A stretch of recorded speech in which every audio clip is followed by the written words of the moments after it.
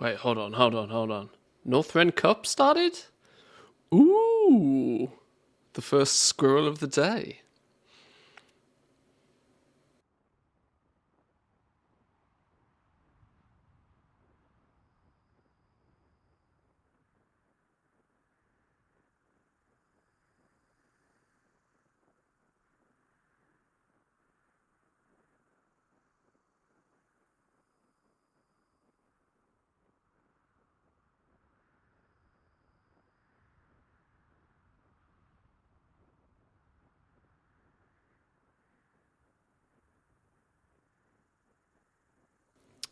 Prince Harry front and centre with his massive great big sword. With his massive sword. Good morning, boys and girls. How we doing? Welcome in. Hope we're well. Hope we're all good. I did some preparation for when warbands launch. I thought, well, what 4 characters am I going to highlight on my warband? You can only have 4 highlighted, so maybe I should have 4 that sort of, fit the theme, fit the ambiance. Now, short of making them female blood elves, I think I've picked 4 characters that I like the look of. I'm happy with these. These guys will do. These guys will do nicely. Just decisions. How we doing though, boys and girls? Are we good? What in the world is this tune? Nope. Oh, bit of Marvin Gaye first thing in the morning. Love that. 95k Ginju sale. I mean, a sale is a sale. My transmog knowledge is not that hot. They're usually sort of 3-figure. That's a 3-figure mog though, right? I believe. I'm led to believe. Okay, let's get things up and running. I've just found out Northrend Cup is a thing, which intrigues me. What else is going on then? Oh! Snap, what happened to the token? What are people spending gold on?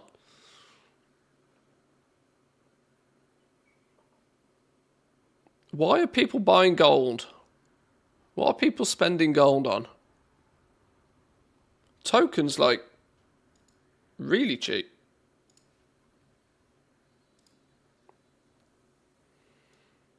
Is it that maybe we're getting... Well, Kata coming out? Kata pre-patch goes live today, doesn't it? Is that today? I should really write this shit down in my calendar.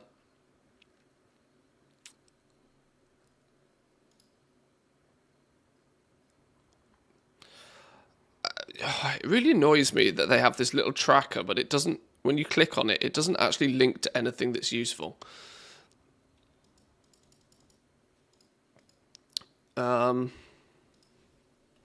What's the WoW token price website?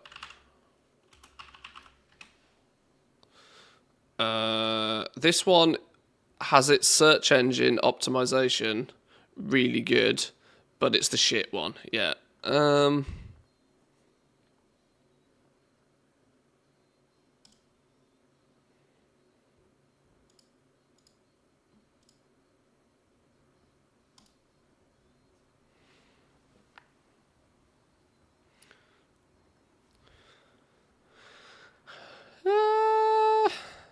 Yeah, I mean it's definitely dipped. It's definitely dipped. What the hell's going? What's the crack with that then? What's the crack with that? Obviously, January we had the 30-day. There's not. What are people buying gold for? I've boosted multiple characters and transferred gold to have starting capital. Took 3 mil from retail over to Kata.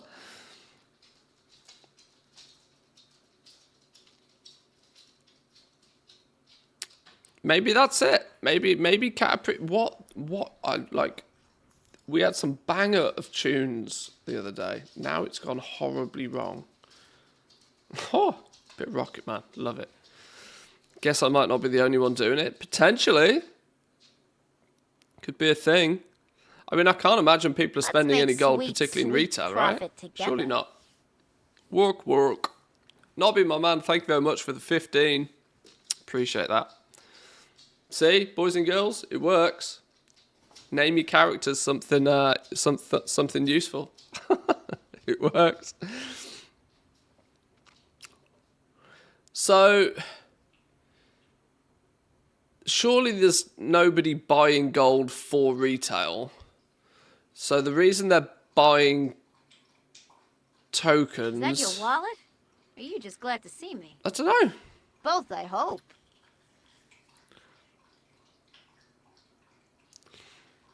Retail prices tanked down. Jax, thank you very much for the prime. Good morning, welcome in. Hope you're well. I'd hazard a guess it might have something to do with Cataclysm then. Cataclysm pre-patch. I can't think what else it would be. There's nothing else going on in Blizzard World that would...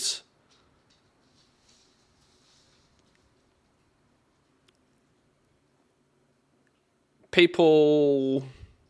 Yeah, why are people buying gold? Odd. Season 4, gems, enchants, etc.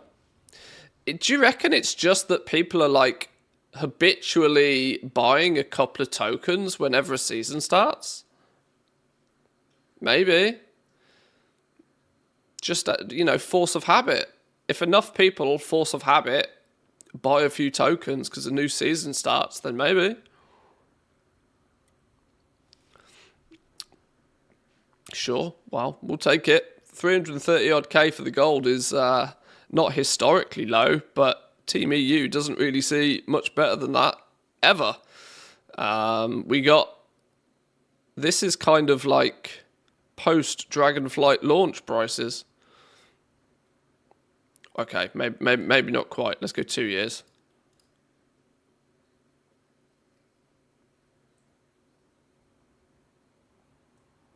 So yeah, Dragonflight launched, and we had a record low of 225. So it's still quite some way off, but it's not terrible right now. It's not terrible. I'll take it. Made 500k last night just selling PvP crafted gear. Kind of shocked how many they bought. Couldn't keep up with the demand. I see people buying gold for that sort of stuff, enchants, gems, etc. Maybe it is. Maybe I'm just, so out of the game. Maybe it is. I wonder with the Cata patch, etc., that we'll get even less people playing Alpha. I mean, you can't get less players than single digits. It's atrocious. But welcome in, Mikey. Good morning. I saw, it genuinely seems to be 3 streamers that are on the Alpha. Towley, Mr. GM, and one of their combined viewers that has access to it. It's so weird. I was lurking in Dan's stream a little bit yesterday. Let's turn down Elton a touch. Lurking in Mr. GM's stream a little bit, and even like him messing around, glitching through the map and all sorts of silly stuff. Like, there was genuinely 13 people on the Alpha. Like, that's wild. It's just wild. It seems like such a pointless adventure to have 13 people on it. But anyway. I don't really have many plans for this morning, other than first thing I need to do is actually get my whelp dailies done. I think get my whelp dailies done. Get some coffee in me. My plan is I need to do some stuff on my Paladin today. I need to get my bullion today on my Paladin. I have to do that today.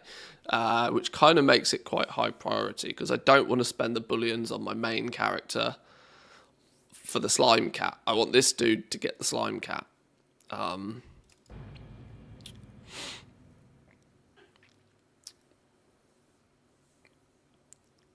mean, yeah, you don't have to, but kinda probably should.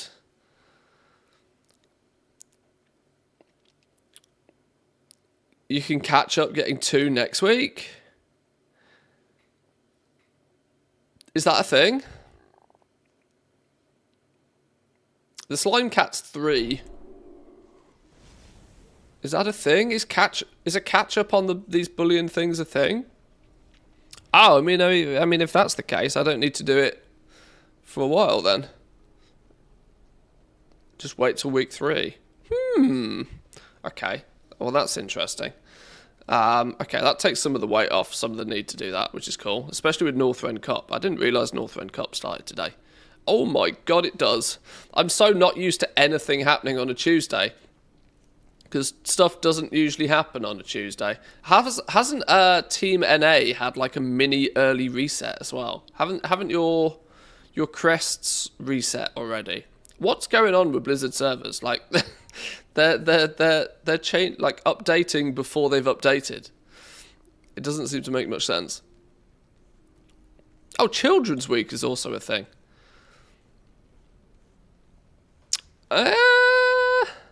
What happens with Children's Week?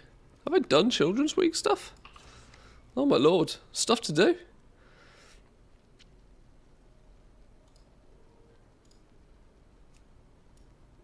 Take your orphan into the battlegrounds and complete the feats listed below. Yeah. Yeah.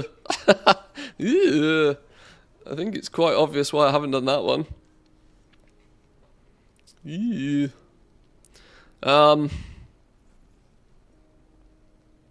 This is Any Way You Want It by Journey.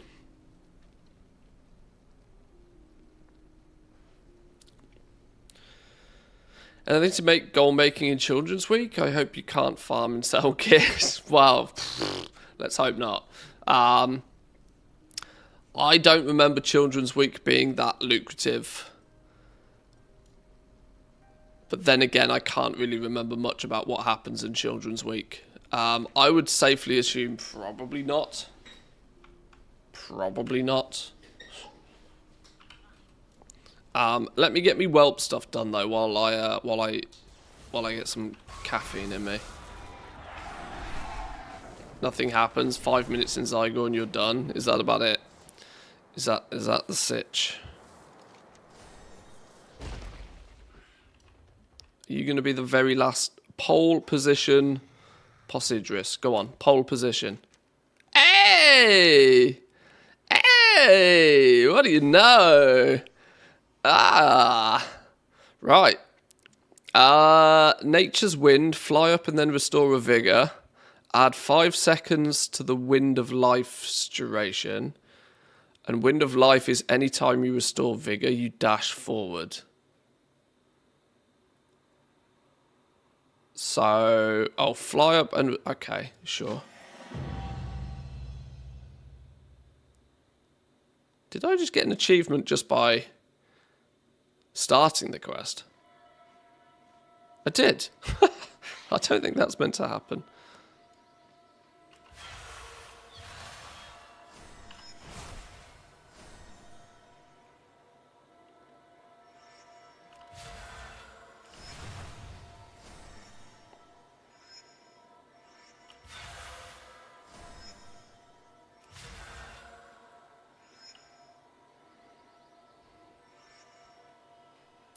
I've broke it. I've broke it. I didn't press the buttons in the right order. Is this just 3, 2, 1? I think it is.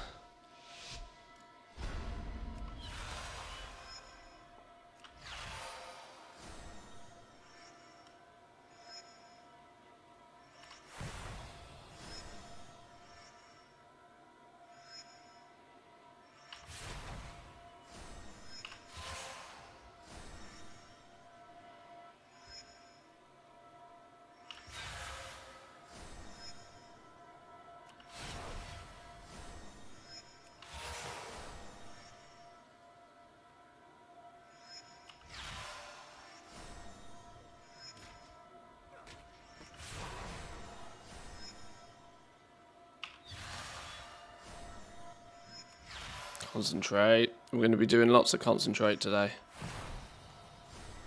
Northrend Cup, finally some quality content. Well, whelps first. Gold? Check me out. Flipping Nora. Are we doing Dawn of the Infinite today? I think we probably will, yeah. I think we probably will. It's the last Mythic Zero I want to do or need to do this week to have done a full, complete sweep. So, Yeah, we probably will. We probably will.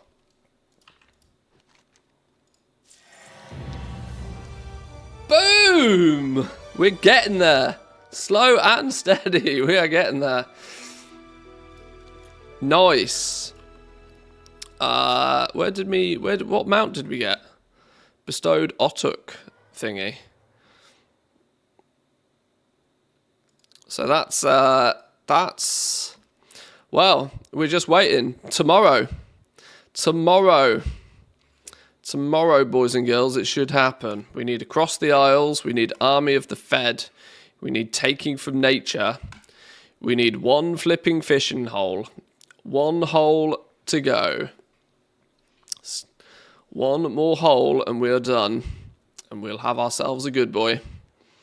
Now, if this doesn't spawn tomorrow, sad panda, but it should. It should. Because I've not seen this for like a calendar month. So it really should. Oh! Hang on. And it's the 1st of May tomorrow, meaning we get new trading post. Do we know what's coming in the trading post yet? Where's Soul? Where's Soul's video? Soul's usually data mined this shit and made videos on it before it's even a thing. What's coming in the... Where is it? Sorry, I'm massively distracted this morning, as you can probably tell. If you do it on hard mode, you get heroic track gear. Now, I haven't done it on normal mode, never mind heroic mode, so I don't know what the crack is with that, and I suspect there's more mechanics I need to think about. So, we'll see. Earthen allied race unlock requirements in the War Within.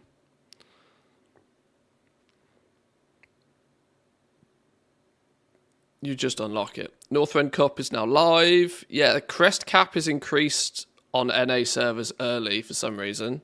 Because, of course, they have. What's going on with Team NA servers? I have no idea. Players can now log in and get some extra crests before the weekly reset. Well, the likelihood is if you then cap at 240, it's not going to increase any further. So,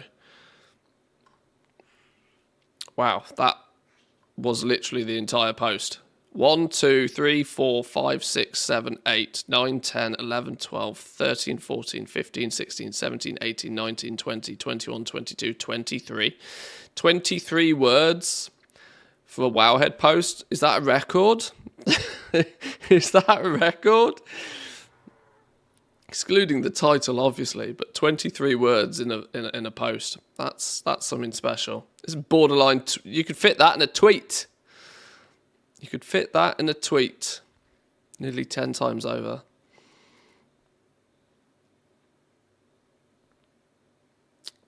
Sol does have a video on the trading post. Of course he does. I knew he would. I knew he would.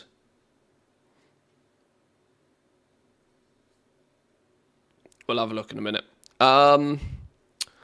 Flightstone cost for upgrading legendaries and weapons from the bullions up to 4,700 Flightstones? Woo! That sounds like a lot.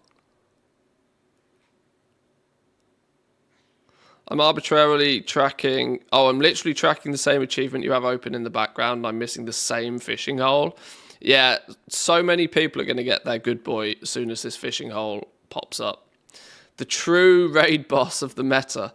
Unbelievable.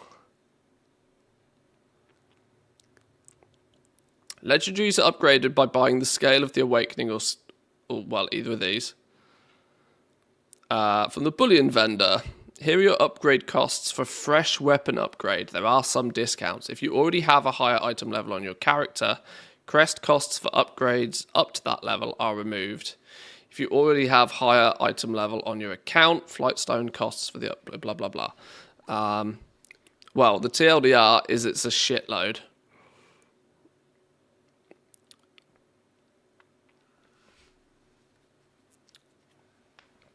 Safe to say I won't be getting this on my Paladin. That's pretty wild. And I don't have an Evoker, so that's not happening either.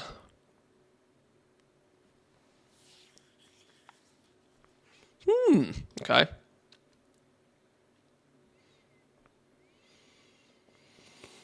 Oh, final day of Plunderstorm. Oh, it is as well. That's not even in the calendar.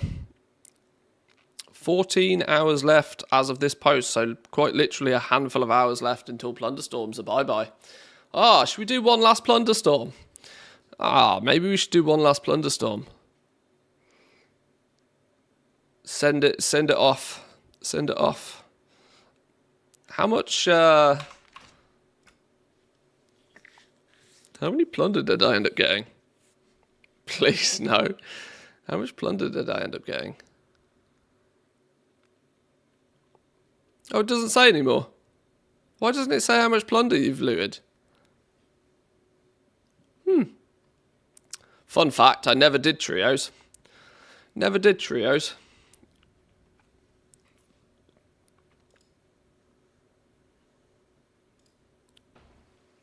Oh, wait. Let me in.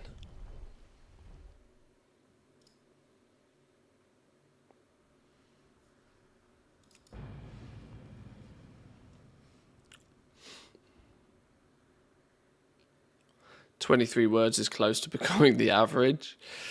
I do suspect that could be. I mean, you can always tell when it's a slow day in the office over at Wellhead, because these absolute trash tier posts come out of nowhere.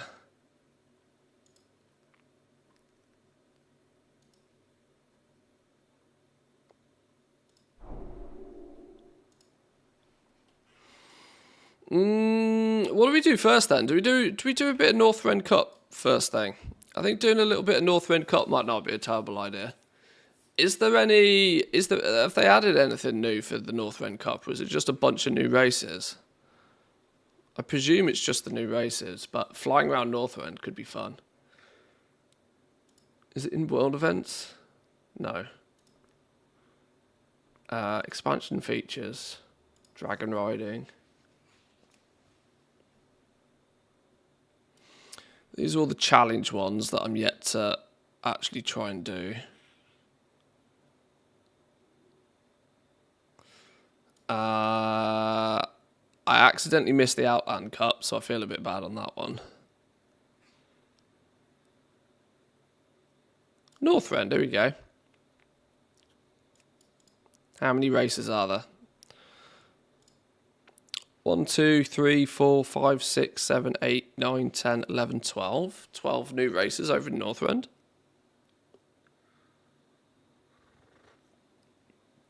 There's some new transmog as well. Have they added, like, I presume it's just a recolor of the set, right?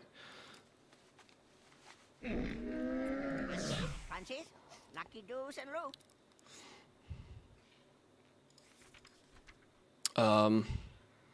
That's my full Plunderlord set. Let's check in here. Gilnean, Spring Reveler, Love Witch. Which one is it? Is it Sky? No, it's not Sky Captain, is it?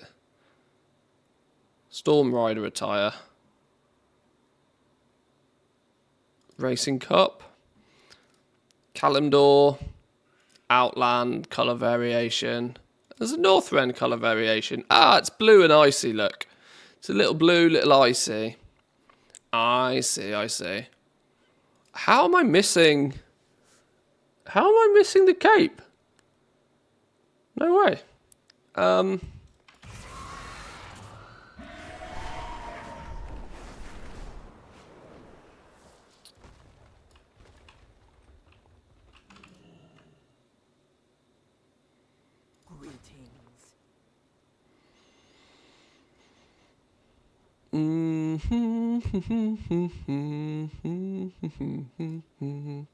Why can't I buy the OG ones?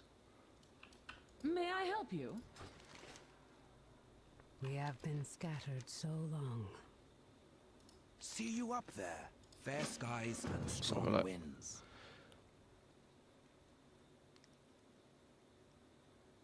Grants you an aura that will randomize the look of your customizable dragon riding mounts. Wasn't there some controversy about this in terms of the fact that it didn't actually work properly? Or something. Alright, well either way, let's go do some races. Let's pick up some more of this set. Wow, okay, there's a quest literally to do them all as well.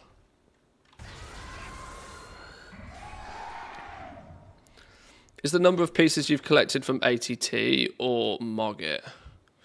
Oh, in the collection window. Oh, is that not a thing everybody sees?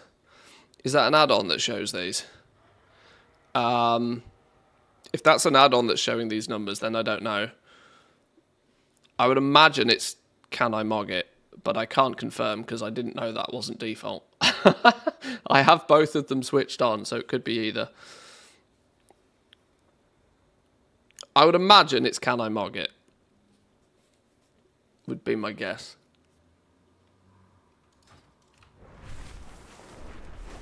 Right, let's give it a go. Let's do some dragon races. Let's get some caffeine in my system, because I'm still not fully caffeinated. And then maybe we do Dawn of the Infinites in a little bit. And I can probably bring some people along with. It's so odd, actually, to see the fact that for the first time in, well, a long time, I'm actually going to get something of value out of the... I'm going to get 3 pieces of 480 gear for my clearing of Raid Finder. But 3 pieces of 506 gear as well. For the first time, like, forever. I've practically never done this much dungeoning.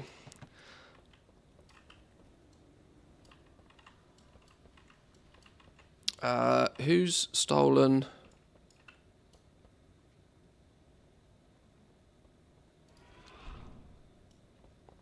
Where's the Crystal Song Forest one? Is that? Oh, it's there. Here we go. Choices. I hope I get something worthwhile. My upgrade path of gear from this point on, really, because I'm probably not going to bother doing keystones. Mythic actual keystone dungeons don't really excite me. So I'll probably get 496 by default, and then we'll slowly but surely just pick up the odd piece of like 506 gear from time to time. Upgrade a few things. Like I said, my sort of aim is to be about item level 500, really. By the time I've filled in like a couple of gaps, we should be at 500 item level anyway. I don't plan on pushing much further. Right, where are these races then? Where are these races? Let's find the first one to go and explore. Should we just try and find them? There's one. There's one. Let's go up that way. Probably not going to do them in any particular order.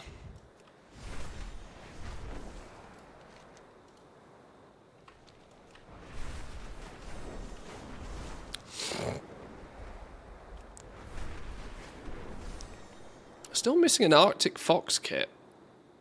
Was there some trick to getting that one? During frigid nights in the Storm Peaks, these critters use their fluffy tails as a blanket to stay. Only spawns while it's snowing. Oh! Yeah, I remember now. And it can just randomly be snowing. Yeah, I remember. That's why I don't have that one.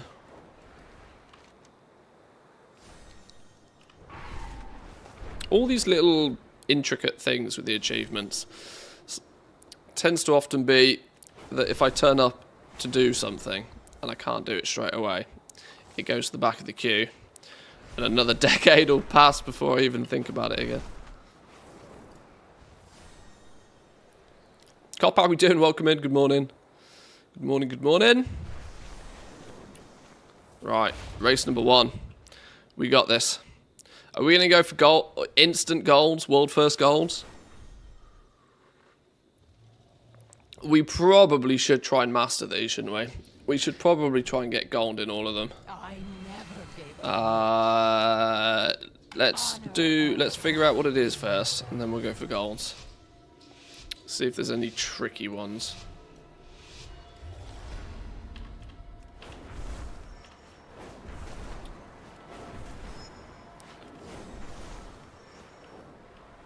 Get the dragon racing add-on. There's an add-on. What does it do? Add on for what though? Or does it just track your... give you more data or something?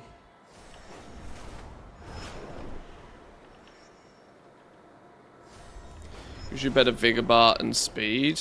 Oh, I've got my little weak aura that sort of gives me a good indication of what's going on.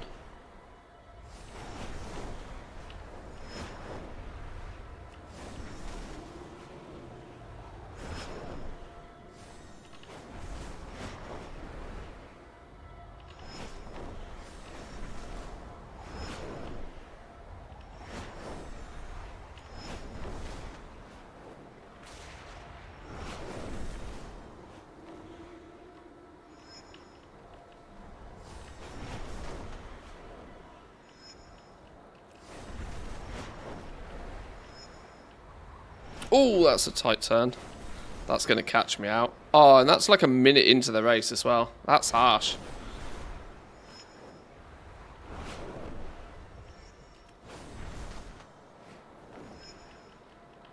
Okay, that one doesn't seem too bad. That one doesn't seem too bad.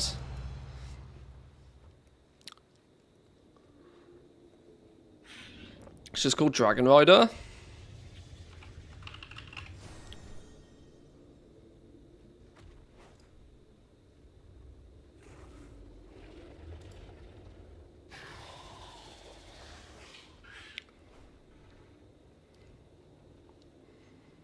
Oh, maybe I already had it.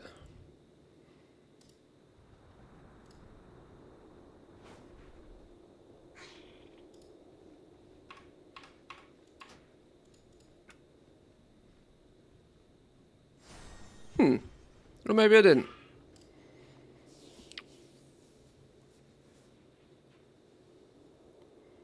What's with the Xmas lights on CurseForge? I genuinely don't know.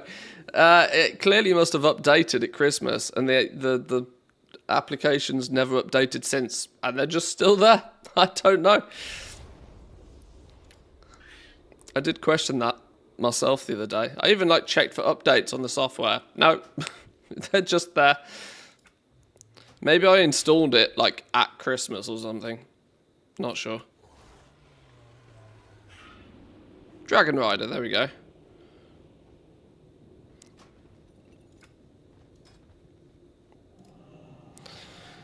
Speedometer.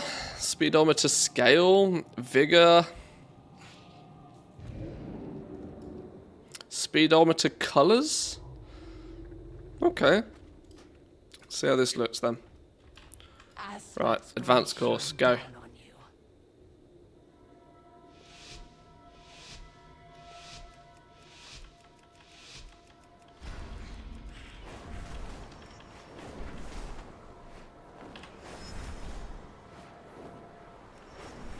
Oh, you're meant to use your vigor when it goes in the green bit in the middle. Is that what we're saying? That becomes the optimum way to spam your vigor to keep maximum speedage.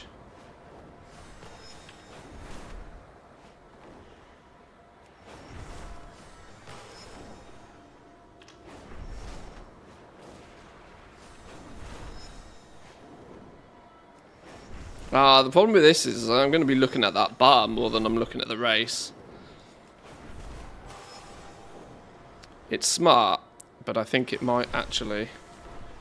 it might hinder me. But it's alright, we got some we got some male enthusiasm music going on in the background. Whoop, that was the wrong button.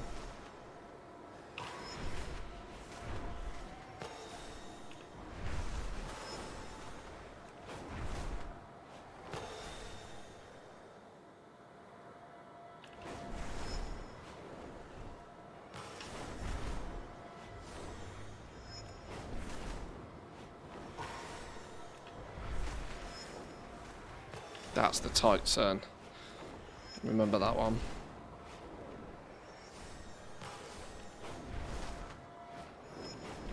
Right, I'm just going to spam buttons now. I'm not sure.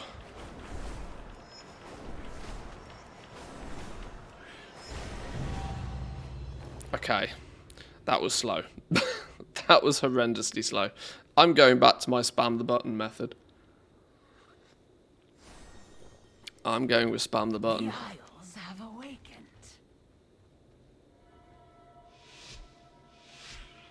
Spam the button and make sure I save at least 1 vigor for when I need to go up.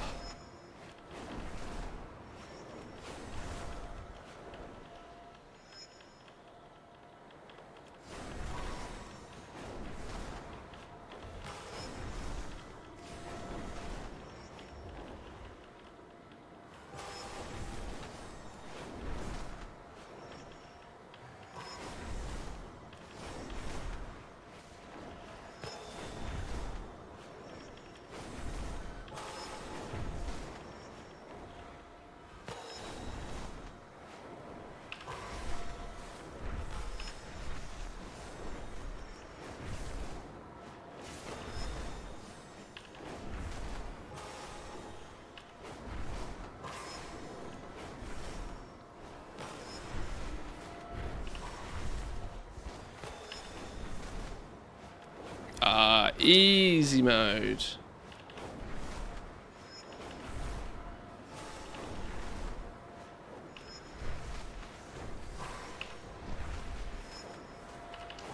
Tight corner. Yes, we got this. No problems.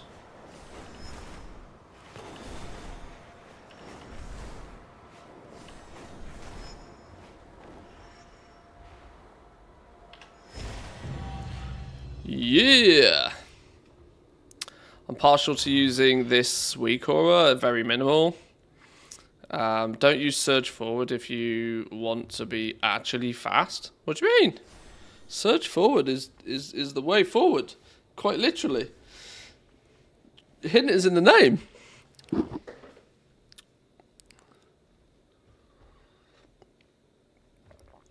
I will use surge forward 99% of the time, and I'll pop a skyward ascent if I'm going up. That's literally it.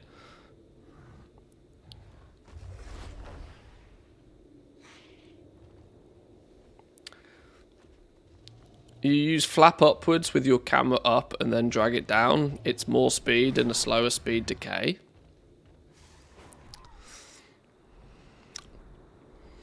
I don't know. If it's possible without doing that shenanigans. I mean, yeah. The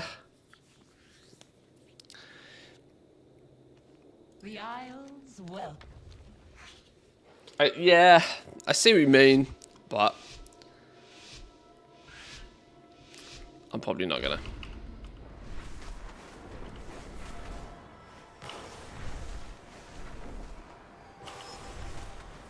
If you do that, if you try to do that every time, you're just gonna make mistakes, like missing that vigor blob. I genuinely think you're making it harder for yourself doing it that way. If it works without doing it that way.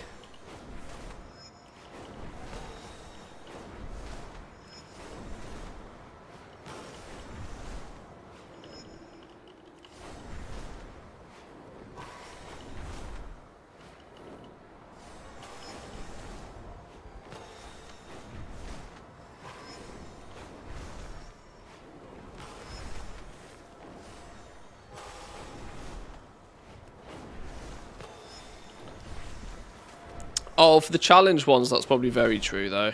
But of course, they're the ones where you are really trying to optimize, I suppose, so.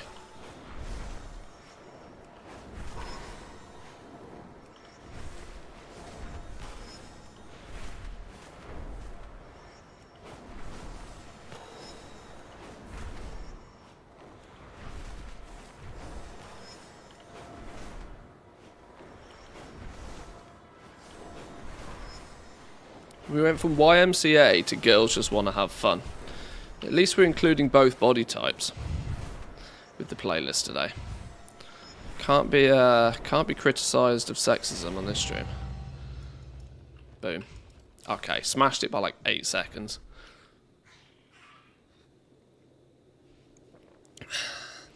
Keep an eye out for the time lost proto. Yeah, this week could be. Yeah, with Northwind Cup could be a good time to get it. You're right. It circles around here, doesn't it? I don't have it for reference. I don't think anybody's particularly surprised by that statement, but...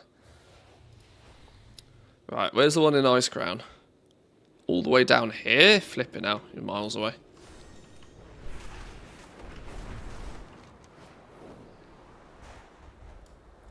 Hang on, maybe we just do the one in Zoldrak.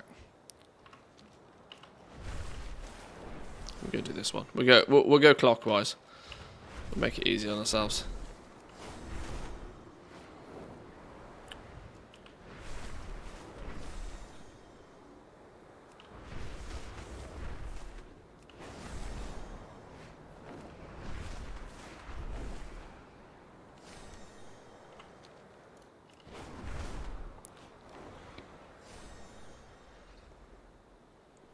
Good thing about optimizing is you get used to the fastest way you can fly and saves a lot of time in the long run. Just all outdoor content for the next years.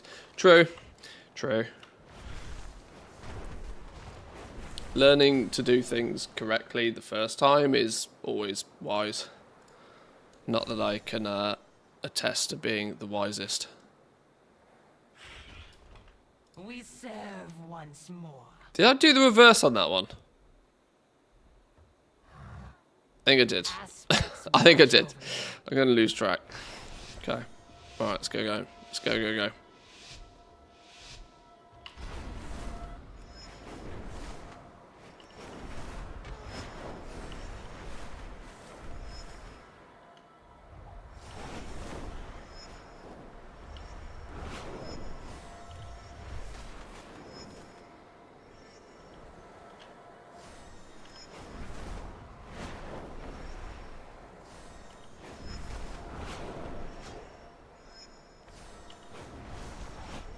Where the flipping hell's the gate? Oh my god. Nearly missed that one.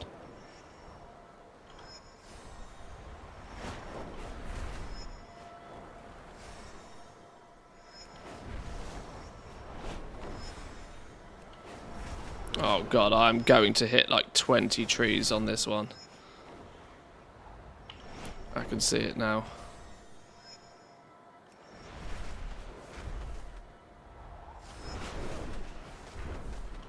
Oh, that's a cool way to finish, though. That's quite a cool way. Okay. Okay. Watch the trees. That's the trick with this one, for sure. I have lived Watch for trees.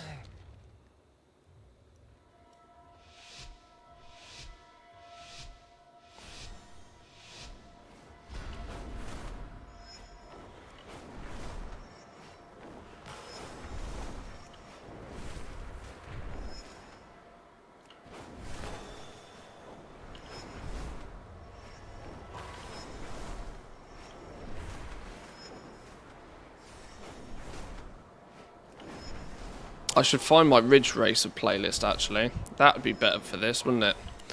Some thumpy music. Not everybody appreciates the thumpy music, but sometimes it is called for. I used to ride. This was when I was obviously much younger, but I used to ride pretty much everywhere on a BMX. And some days I would just put on like if I was late somewhere, I would just put on some heavy drum and bass. And I'd always get to work on time.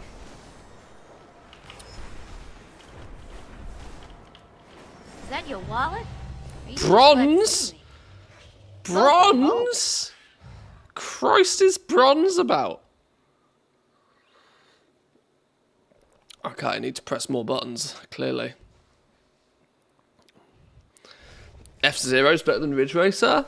I don't think I ever played F-Zero. I was always a big fan of Ridge Racer. Cop with the 12 months. Happy anniversary. Appreciate that. Thank you very much.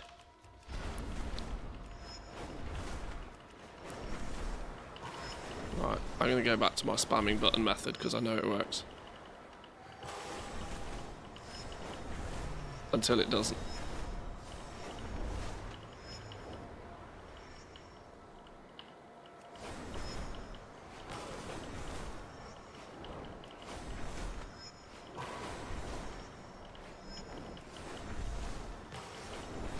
Flipping hell. Nearly lost that one again.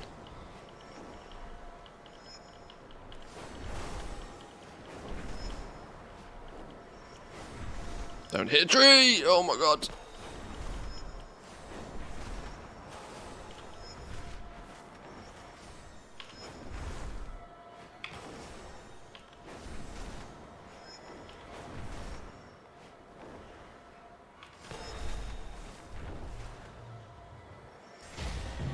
Yes, there we go. Smashed it.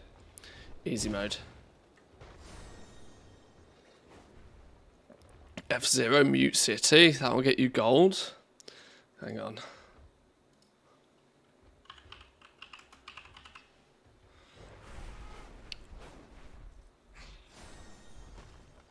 Hang on. Where's me playlist? Where's me playlist?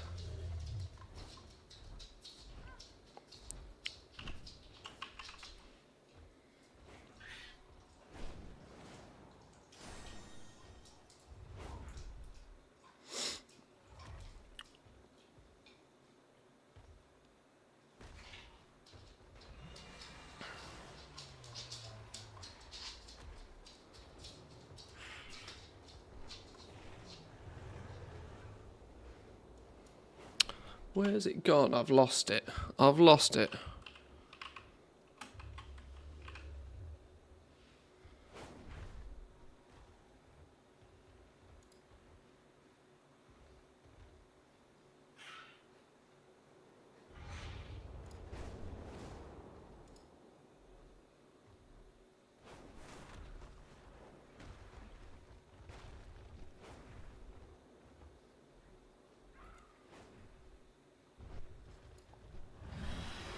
Now we're talking. We serve one. Right, reverse, let's go.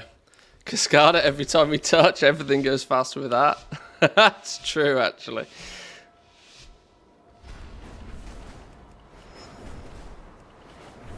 This is the more chill zoom music, but it gets the job done.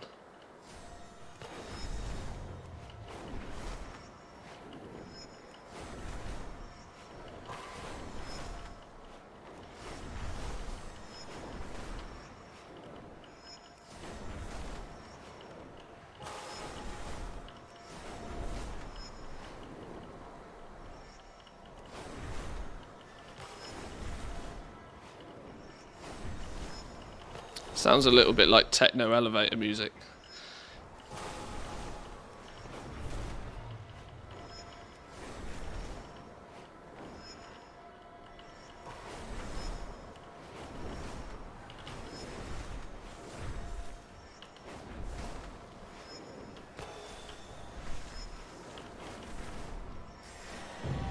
Oh, baby. Absolutely smashed the pants off it.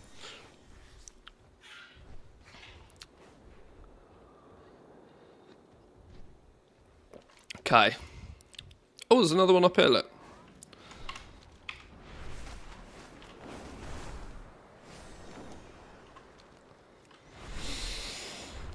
I could do with this caffeine kicking in, you know. I'm still sluggish this morning.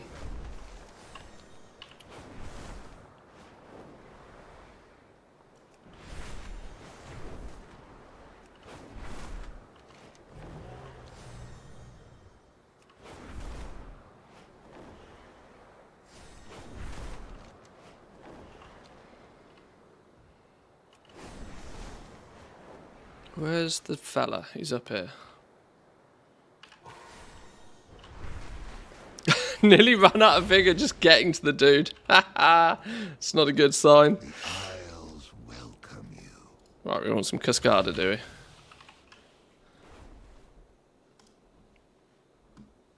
Until we meet again. Now he zooms.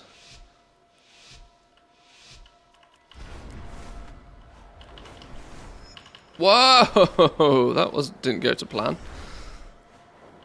It's like Oblivion. Straight down.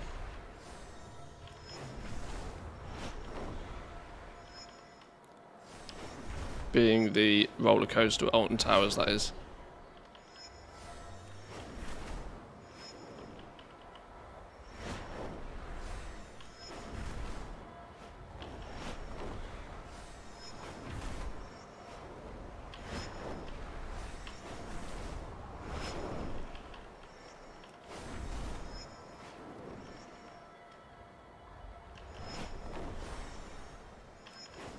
Oh, whoa. Right through the temple here. Ah! Oh, that's gonna hurt.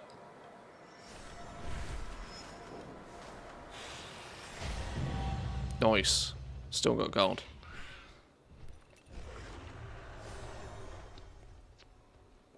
Glow sticks and a whistle. Yeah. Song worked. It did. I'm too freshly awake for this kind of music. This is the kind of music that makes you awake. Look, I don't do this particularly often, but if you want, throw up some Spotify links. I don't play music off YouTube, by the way. I only play it off Spotify because I have separate audio mixing. But if you want to throw up some Go Faster tunes, suggestions, you can share the Spotify links. For dragonkind.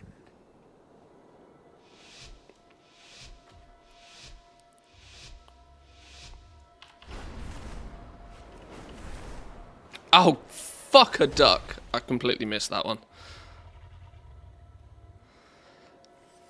I'm just telling you, though, if at any point, I'm just saying, if I get rickrolled at any point, insta-ban. Right? Insta-ban if I get rickrolled.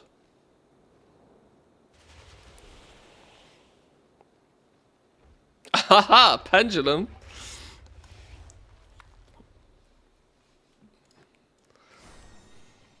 What type of music? Go faster music. Go faster music. We're doing races. We need go faster music. All dragons.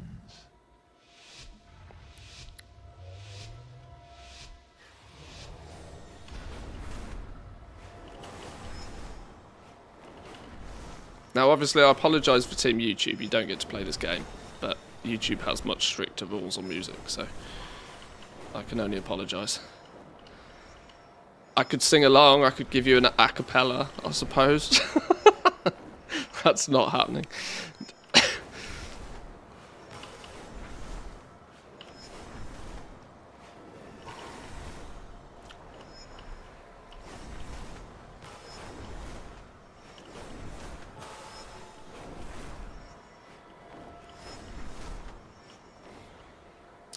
I don't really think there is much of an a cappella track to drum and bass, is there?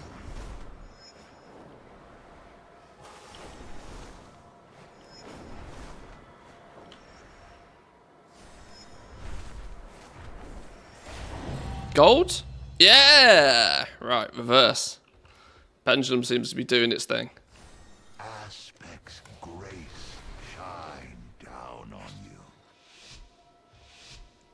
Here you go, a 14-year-old made this and it's an absolute banger. Oh, shit. I nearly went the wrong way then.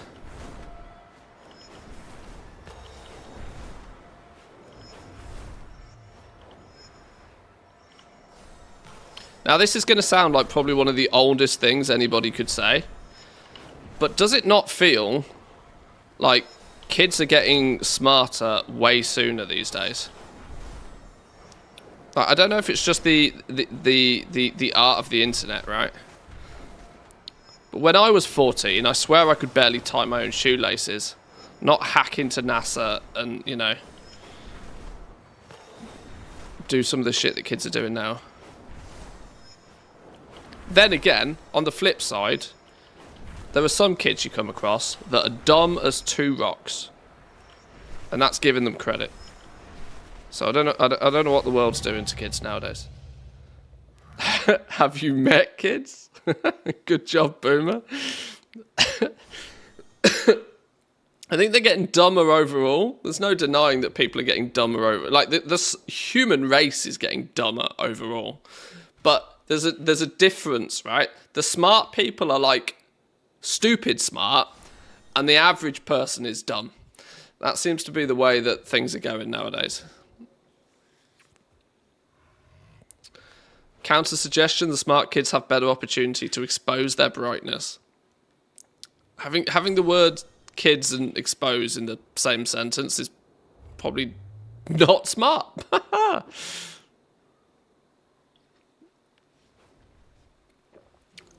My son's constantly doing stuff on his tablet that I'm dumbfounded by. Yeah, like some of them are ridiculous, right? Right, what's this one then?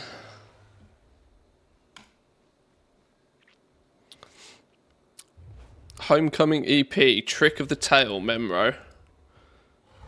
2 million plays on Spotify. Right, let's find the next race. Did I do all 3 of those already? Oh god, I'm going to really struggle to keep track of this, aren't I? Right, Grizzly Hills.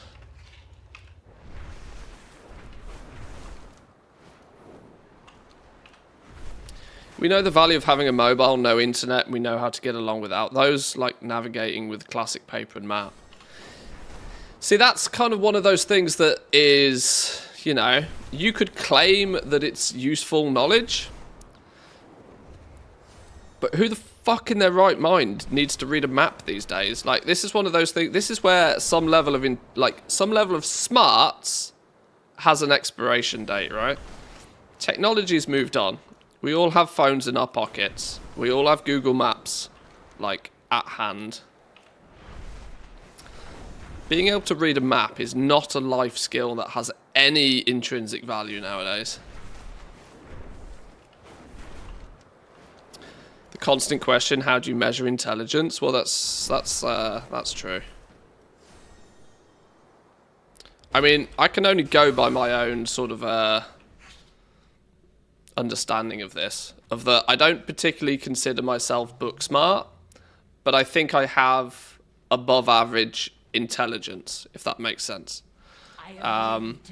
In terms of when I can pick things up really quickly, I can learn something pretty fast.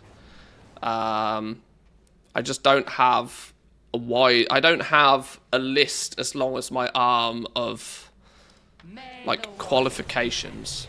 On paper, I'm dumb as a rock.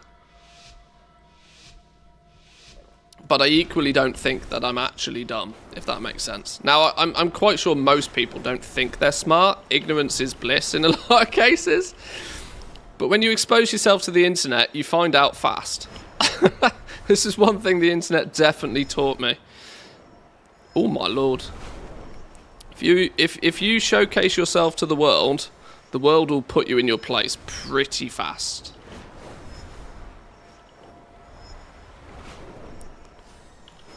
So while I may not have multiple degrees or vast amounts of qualifications and stuff, I think I'm pretty smart.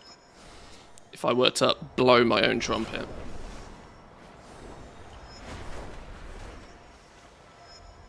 But equally, please don't be a bunch of yes men, because nobody needs that. I quite like that you lot are more than willing to tell me when I'm stupid. It's a symbiotic relationship. It means I can get away with telling you when you're stupid. Ha Winning. Right. I didn't pay much attention there, and I should have done. But we won all the same. People act more stupid in a group. There's a quote from Men in Black by Sam What's-His-Face to that effect. Sam, also known as Tommy Lee Jones. Oh, I see. Maybe. 100 years ago, somebody who didn't know how to mend a plough or repair a wheelbarrow would have been considered dumber than a box of rocks. Oh, that's true. A person is smart, people are dumb, panicky, dangerous animals, you know it. Okay, yeah, that's quite fitting, actually. Yeah, you probably, yeah. I believe IQ is a measure of intelligence. But it's a formulaic one, right? And it taps into the IQ tests you do, they tap into very specific things. Cognitive recognition. Some people are just better at that than others. But if you are good with it, you're going to get a higher IQ score.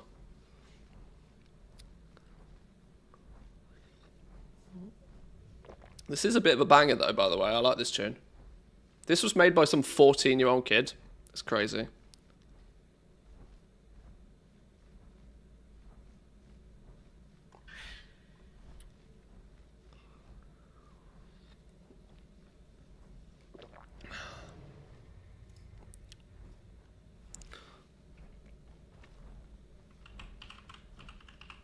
Right, there's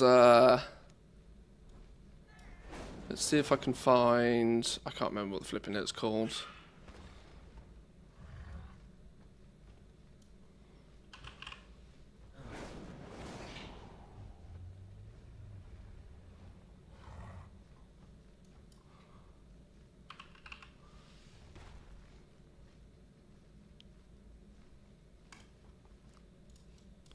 Okay.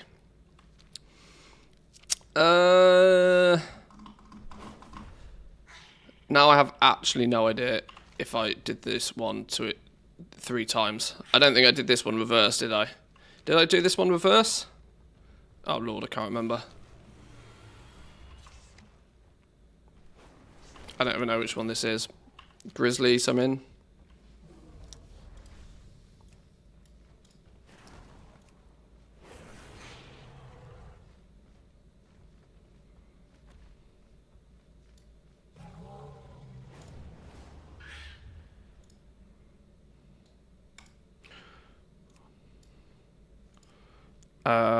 No, I haven't done this one reverse.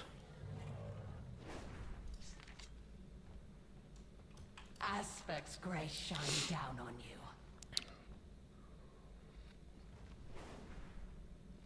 you. IQ is not an accurate test of intelligence. It just happens the most easily accessible one we have right now. I think that's pretty true.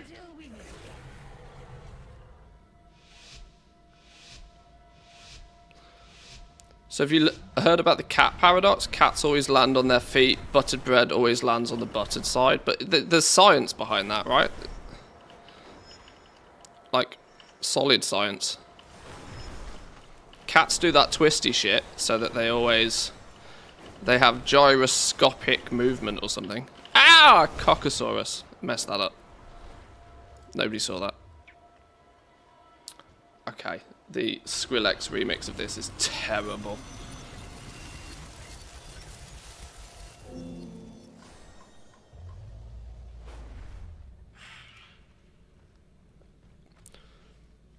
Oh, you missed the main part of that comment? Hang on.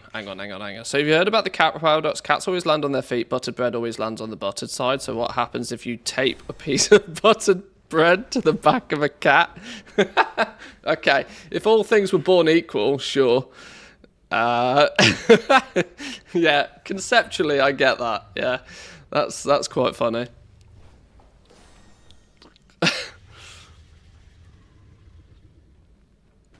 And then put them in a vacuum and see what... Well, the cat would be dead, but like, it's, yeah. Perpetual motion. Ah, I see what you did there. Love that. Who says we can't have intelligent conversations in here? Who's stolen the dude? The Isles have awakened.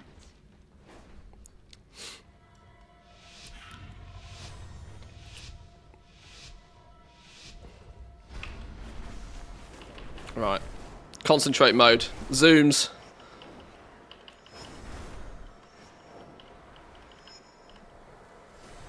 I've already got negative vigor, so that's probably not a great result.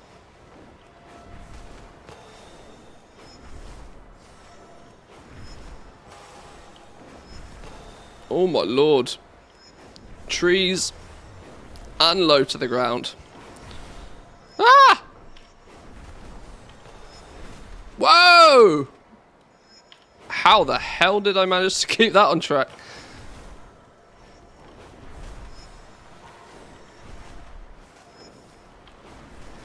Oh, if I time this, it's going to be an absolute miracle. Because I've scuffed this hard.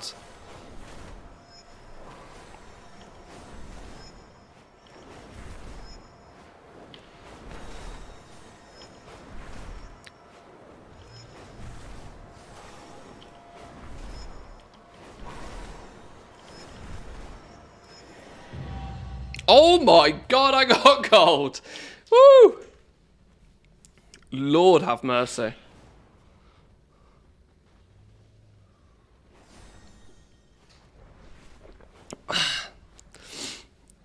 Infinite power. Missed the chance for perpetual motion. Ayy. The cat would eventually die of hunger, so surely you'd be better off just to butter both sides of the bread. But then you'd have a greasy pussy, at least on one side. Yeah, I know what I said. A couple of cats is alright to sacrifice in the order of infinite energy. Right, we're too busy saving the turtles. You know, give me back plastic straws and let's sacrifice a few cats.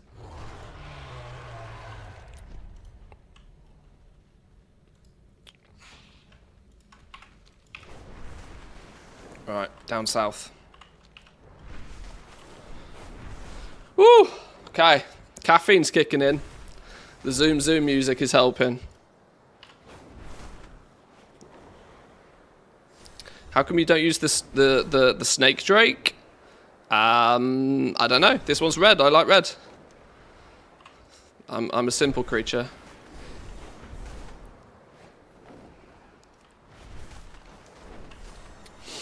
Time walking I've done, me and a friend have got a 300k and a 200k item each from Botanica. Nice. Some big mog or world drop recipe or pattern or something. TBC has some really rare stuff still. And the only way to get it is just to kill a lot of stuff.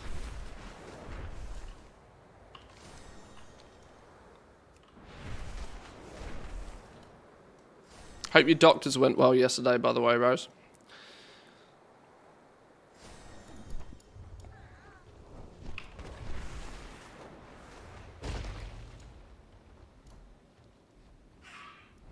A knife and a blacksmithing pattern. Ah, cool.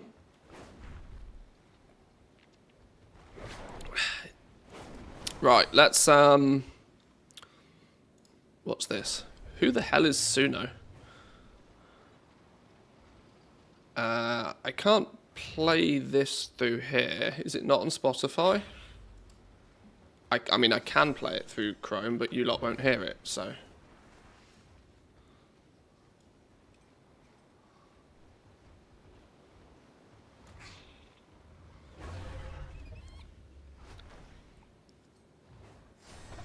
Okay, all I get in Spotify is Lord of the Rings shit. I guess it's not. Oh, yes!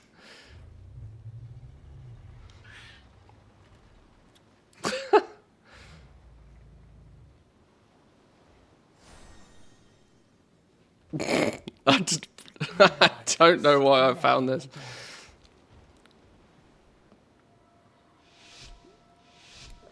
They're gonna cut something off my face in 2 weeks? What? Okay. Drizzling nose? Oh dear.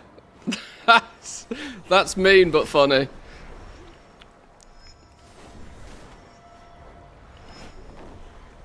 Oh dear. I shouldn't laugh, but when things are funny, I'm gonna laugh. I'm sorry.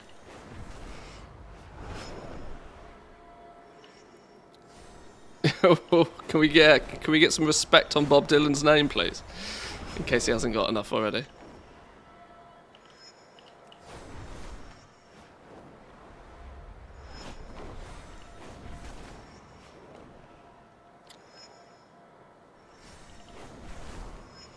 Right, this isn't going to help with the zoom zooms, but it's a banger of a tune all the same.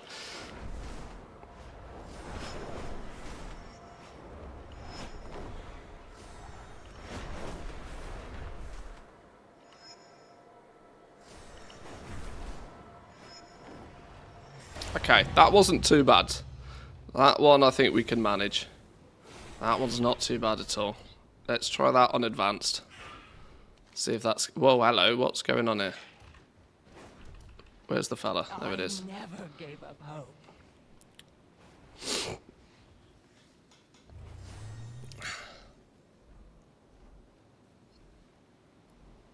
Suno is a song-generating AI website. Oh, is that what it is?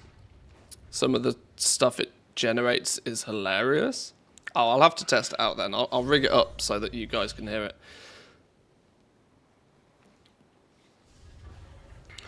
All this AI stuff's very controversial, especially AI music, because the music industry is brutal at the best of times.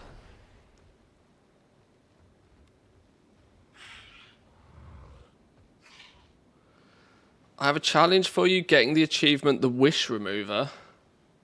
What's the Wish Remover? Go with the aspects.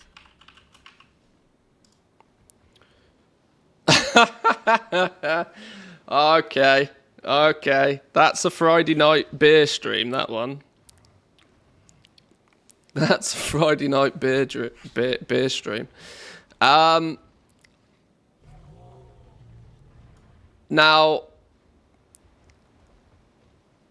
I think I've actually made quite a lot of progress on this, just not on this character. Fun fact. I think my Paladin has most of this from a million years ago. So much so, I need to check.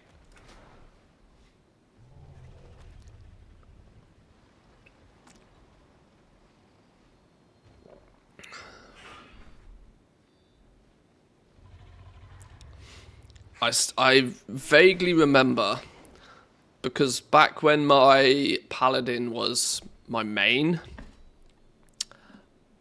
I also was spending a lot of time doing stupid stuff like fishing, and I'm convinced this character has a lot of that achievement knocked out.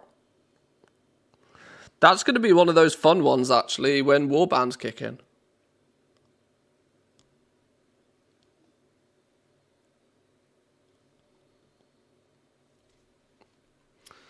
You want adrenaline, you want to do things even faster. Oh, of course, yeah. Especially Guitar Hero. What was that achievement called? The Wish Remover?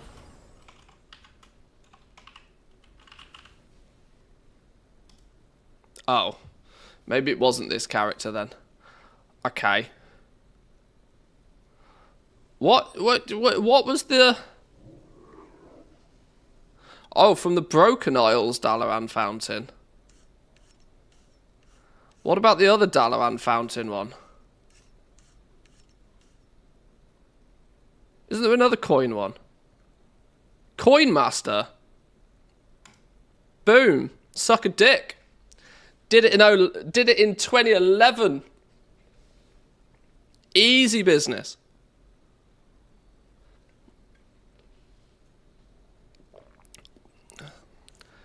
That was not as bad as the Coin Master. Actually true. Bow down to your fishing lord. Did you not have a life in 2011? I don't have much of one in 2024. If we're going to point fingers.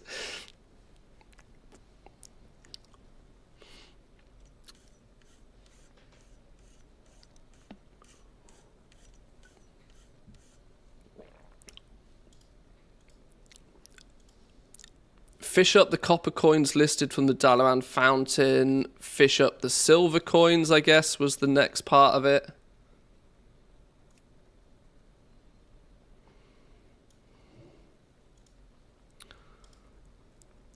Fish up all of the gold ones. Yeah, 25th of, what's 7? July? I had clearly a very boring summer. Look up Breaking the Chains.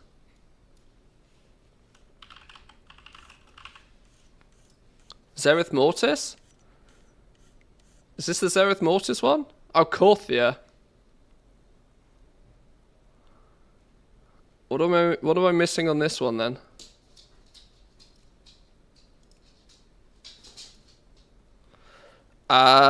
This is probably not the character to look at it on, actually, because some of this stuff...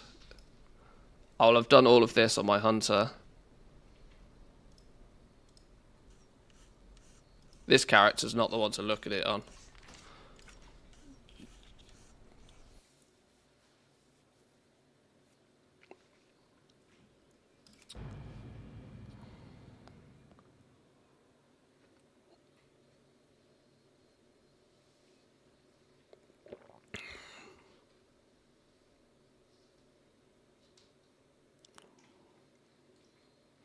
promise you it's a pain to get. I've seen a few people say the Corthia meta achievements like grim. What's the thing that holds you back with it? What was it called? Breaking the change. Breaking the chains. On the offensive, complete 4 of the Covenant assault achievements listed below. Wow, apparently I've literally done none of this. Oh, presumably... Okay, right.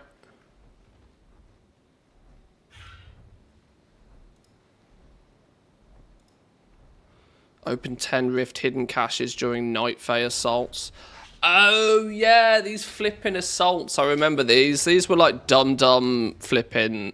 Yeah, I was too busy grinding rep on ults to get legendary patterns and cancel scanning to be doing any of this business.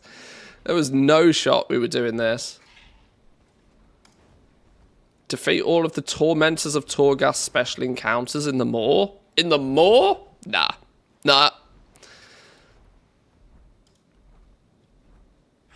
2 more things to kill for conquering Corthia. A jeweled heart to collect, apparently.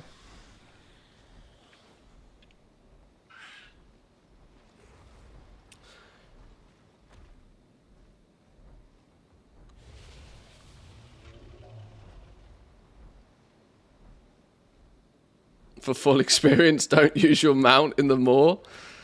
Yeah, for the true experience.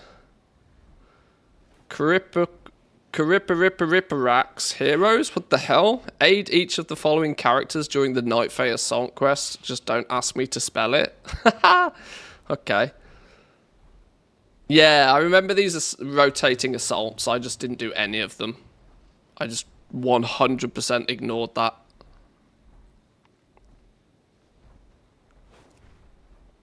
So yeah, not happening. Not happening.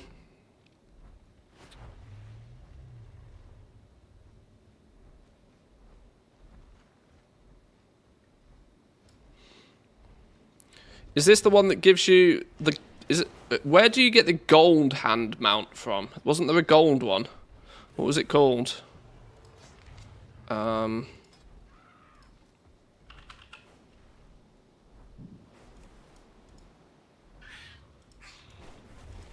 there a gold one of these? Yeah, this one. That one I would have wanted. But maybe not.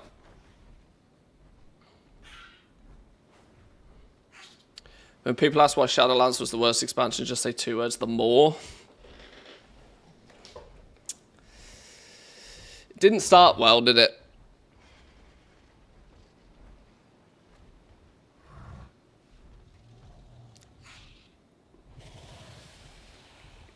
Got alpha yet? No. Official beta.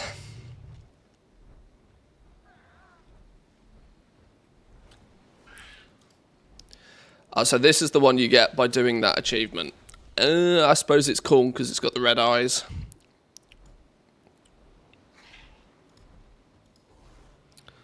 That's a bit too emo for my liking. That one just looks ill. The gold one. Gold is cool. And this is probably the best one. Very Venthyr-esque. Hot wings and fries as a treat for being good, going to the doctors. Also found out what sauce the local burger place uses, and now I can make it at home for like 1/6 of the crafting cost. Hey, always thinking. Always thinking. Love that. Yeah, okay, we don't need more Dragon Force. Let's chill with the Dragon Force. Oh, my ears. My ears are saved. Let's just go back to our basic stuff for a minute. Hang on. Hang on. Where's it gone? Oh my god, my playlist is so full of just absolute rubbish. Actually, I'm gonna this is one of my favourite albums of all time.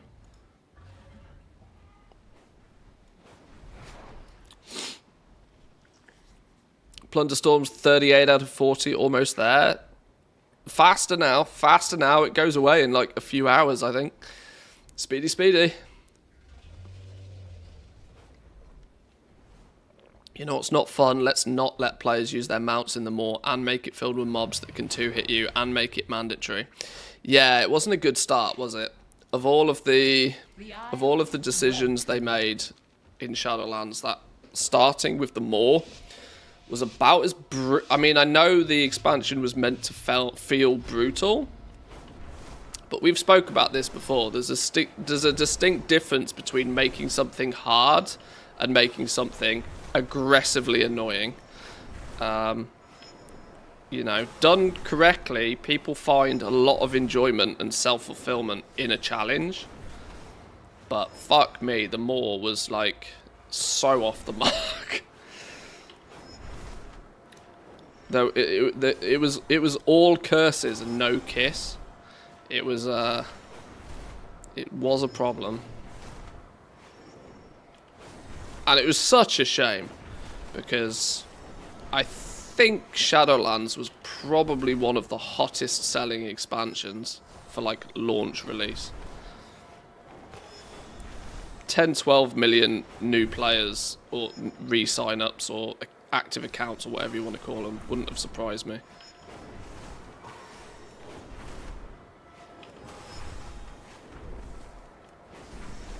And they threw literally half of that, if not more, in the bin. Oh, silver? Oh, you son of a 12 thousandths of a second off. Damn you. Okay, we go again. We serve once more. We go again.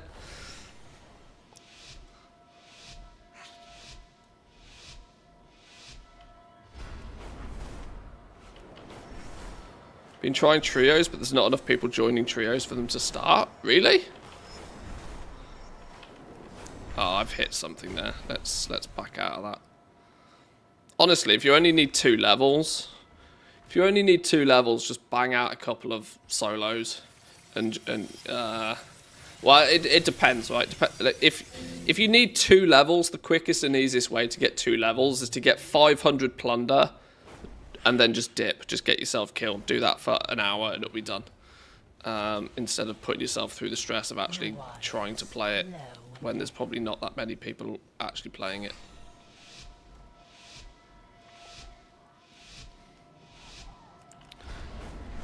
There's a much bigger risk reward, I think, with duos and trios. How did trios with Plunderstorm actually go, though? Because I suspect that if 3 people dumpster on you, you're just insta-dead. Oh, yeah, plus you've got double experience right now, so you literally only need to, like, do a couple of solos. Just get the quest done a few times and you'll be 40. No problems.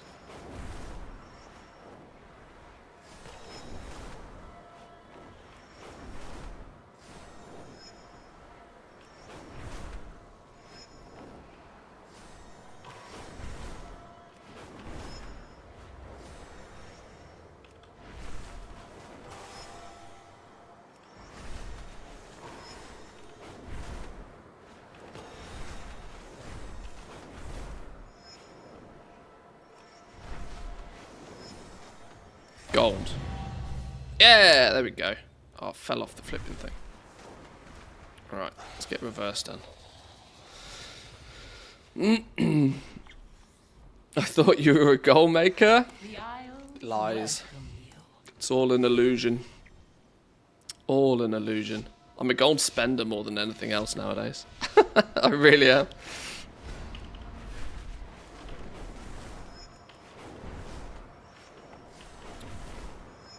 I'm on that topic of conversation just very quickly.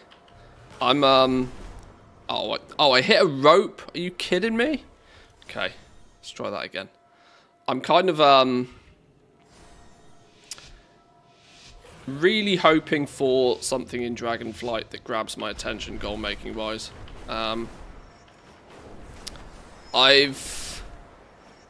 I wouldn't say fallen out of love. I still very much enjoy messing around and playing with professions. Ah, for fuck's But the problem I have more than anything else is the meta at the moment for goal making doesn't appeal to me. And I set out a plan of action a long time ago, and that's to not do something unless I'm actively enjoying doing it. Which, spamming trade chat is not it. So I really hope I have two main wishes for the new expansion. One being that I hope they implement some better way for crafters to pedal their gear. Now, we can still keep with work orders. I don't strictly object to work orders. What I don't particularly like, though, is the fact that everything is bind on pickup by default. That's a real pet peeve of mine. I would much prefer to be able to, even if it's for less, right? You know, even if I have to admit defeat and not make as much gold off the back of it, I would much prefer to be able to at least sell my stuff without me having to physically be online at the time.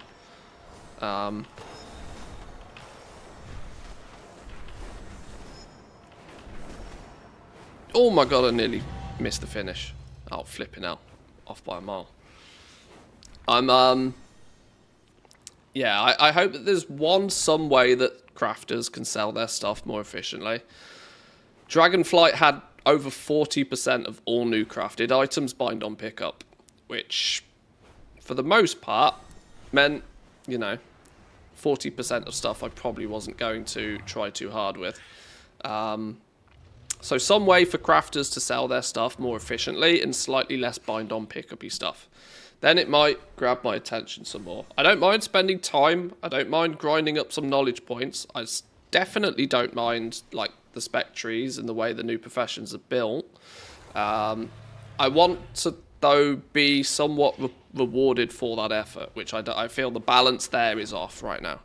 You can spend a lot of time playing with your professions. You can become that specialist, which was the concept of this new system. You can spend a lot of time doing that, but I don't feel that you're actively rewarded for doing it anymore. So they need to, if they balance that, I'll have a play again. Mantheus stopped making gold a long time ago. I knew Dragonflight was going to be this, though. I knew it was going to be this way. I knew that the living the high life in Shadowlands of like 5 million gold mailboxes every day wasn't going to last forever. So I knew Dragonflight would be like a downturn, particularly. My hope was that the new profession system was going to benefit those that put the effort in. Unfortunately, it didn't play out that way. But we'll see what the War Within brings.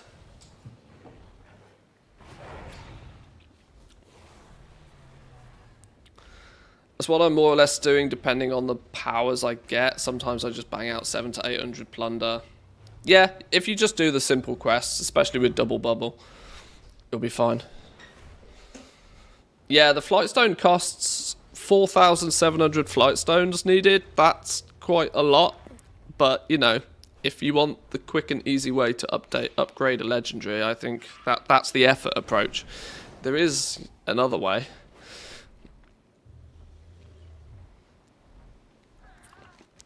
Right, where are we off to next? Utgard Keep.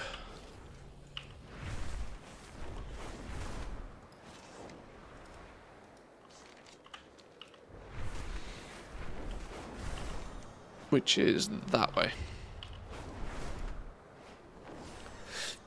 1, 2, 3, 4, 5.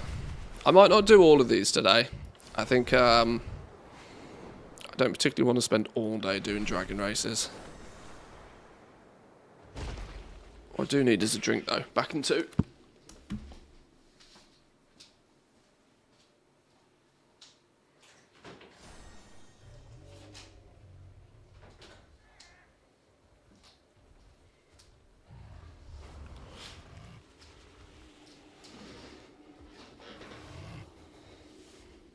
Maybe with warbands you'll get to do work orders from your main with your alt's professions. That would make things simpler to check the work orders on one character than having to log into your alts to check them for something to grab. There's so many little quality of life things they could do. I feel like one of the problems, I think, is that the crafting system that was implemented in Dragonflight feels very knee-jerk reaction to the negativity from Shadowlands. So, like, too far in the other direction, right? You know, there was lots of criticism, and I would like to point out, I don't agree with this criticism, mind. There was lots of criticism in Shadowlands that crafters were just scam artists, and that because they were selling things on the auction house, they were stupid expensive, and there was a lot of false sort of information floating around. Like, the reality was that people who were crafting and selling legendaries, like, a good percentage of those people weren't making any gold at all. There was a handful of people that were making a lot of gold, but there were also the people that put in a lot of time and a lot of effort to do it. Going back to my previous comment that I think if you put time and effort into something, there should be some option for you to, you know, succeed with it. But nobody wanted or nobody enjoyed buying a new Lego every patch for like 100k. Boom.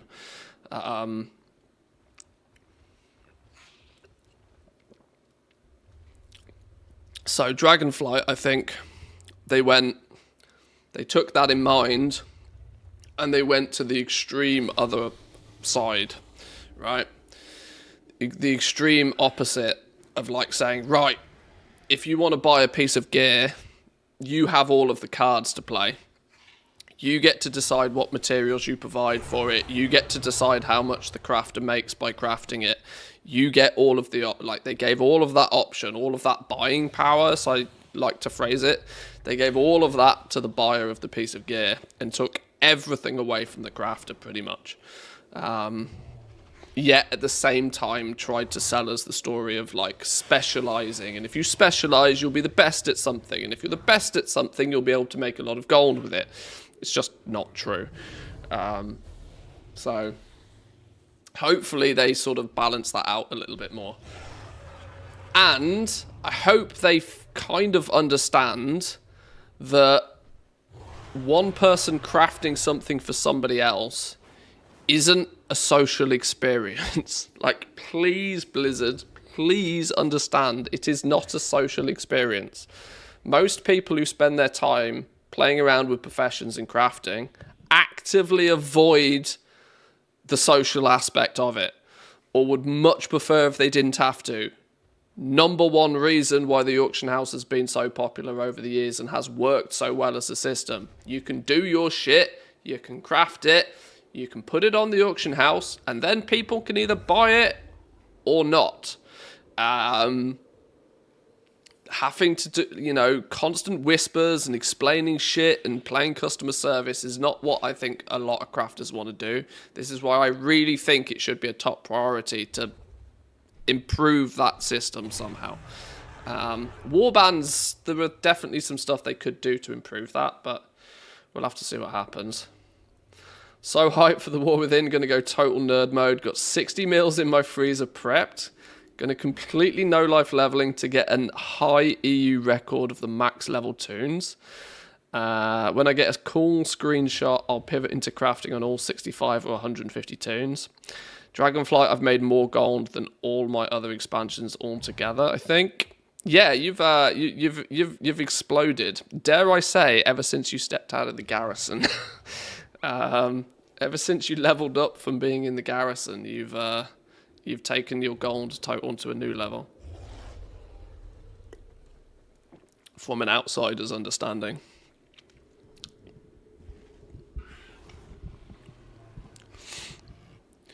If I invest 10 million plus, I should get rewarded from it. This was the biggest annoyance for me in Shadowlands, is that the players out there, most players were so quick to complain about the price of legendaries, yet none of them were willing to go out and make them themselves. it was just kind of this like, you in some cases, I just don't think it was widely understood just how much crafters were, how much effort crafters put in to even be able to make those things in the first place. Because crafting, you could theoretically take your credit card out and you could buy gold, but that still wasn't enough for you to even be able to compete, right? Because you could craft a bunch of shit, but then you had to sell it. Throughout all of Shadowlands, I tried to explain to people, crafting the legendaries, having the gold to be able to craft them, having the gold to be able to level them up, was quite literally less than half the problem. So many people, they'd craft their 15 legendaries, right? 5 of each, or however many it was, I can't even remember nowadays, but like they would craft their legendaries, they'd get to the top rank, and then they would like, yeah, but none of it sells. Yeah, and you've dumped a boatload of gold into it. It was, I mean, this is why I said the system was broken. This is why you had to go hard. The handful of players that spent a lot of time dedicating a lot of time crafting intermediate materials, buying materials in just ungodly numbers. And obviously they were doing all of this with their own gold, right? There was one point where I did the maths on this, and on one of, I think this was on Taran Mill at one point, I had over 30 million gold of pre-crafted, ready-to-sell legendaries. You understand how much of a risk that was? I'd spent 30 million of the gold that I'd already managed to make in making a bunch of end-game items for players so that they could just stroll to the auction house and buy it. Like, when you sell a service, that level of convenience was misrepresented, I think. And all of the complaints about, oh, Legos are so expensive, these crafters are scamming people, was really annoying to see, based upon the amount of time and effort and risk you'd taken to actually even make that thing and put it on the auction house. Because you could have just not, you know?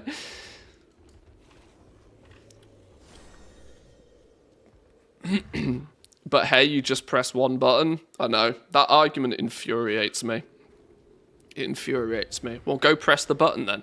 Like,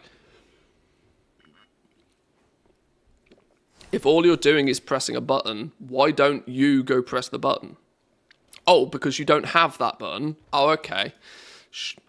I do have the button. Guess how I got the button? I never gave up hope.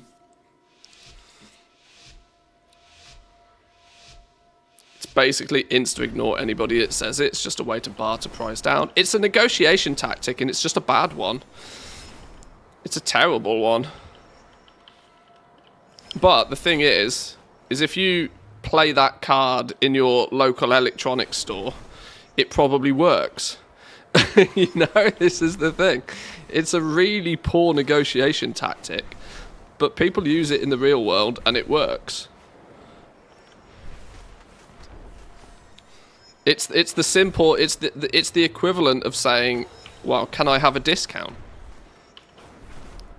If you go into Starbucks to buy your coffee and you get to the till and you say, can I have a 10% discount? And you 100% stone-faced mean it, can I have a 10% discount on this coffee? More often than not, you'll get a 10% discount on your coffee. Because the other person behind the till is like, what the fuck's happening?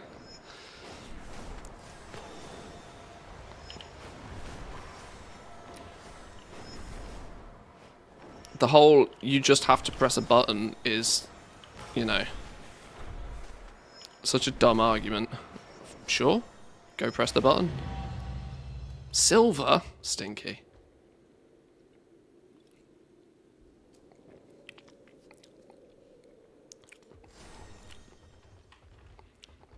Somebody got me in rant mode, though.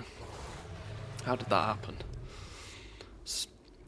I spend my gold on buying Dragonflight for my now ex and for a friend, and bought Game Time. Bought 3 copies of Diablo 4. I bought I don't know how many transmog. Dragonflight has been really fun. And bought Dragonflight and the War Within for a second account. Yeah, the luxuries of being able to make a lot of gold means that you get these things. You get some niceties out of it for sure. I agree with you completely, but there is a difference between what we think as crafters and what Blizzard wants as crafters. I'd say Blizzard is on the spot with their design philosophy. I don't know. I think if it's difficult, right? Because if somebody like myself asks the question, I get a very biased answer. But I would go as far as to say if Blizzard was to put out like a survey and ask what is your general consensus on the profession overhaul, I genuinely think most people would say that it wasn't worth the effort. Which is something that they probably need to address, and half the reason I think we're getting things like concentration coming in. As I think that most people's perception of the crafting professions is it's an awful lot of upfront effort for absolutely no reward. Most people would agree that it's cheaper and easier to just buy it off the auction house. And in most cases it is. The worst thing for me is that even if you do put time and effort into your professions, it's still nearly always cheaper to buy the thing you want off the auction house than to make it yourself. Because everything has been optimized to within like 1% margins in most cases. Nearly always, even if you've got fully maxed out professions, you'd be cheaper off going and buying half of them off the auction house than making it yourself, which isn't, I think, how it should have been.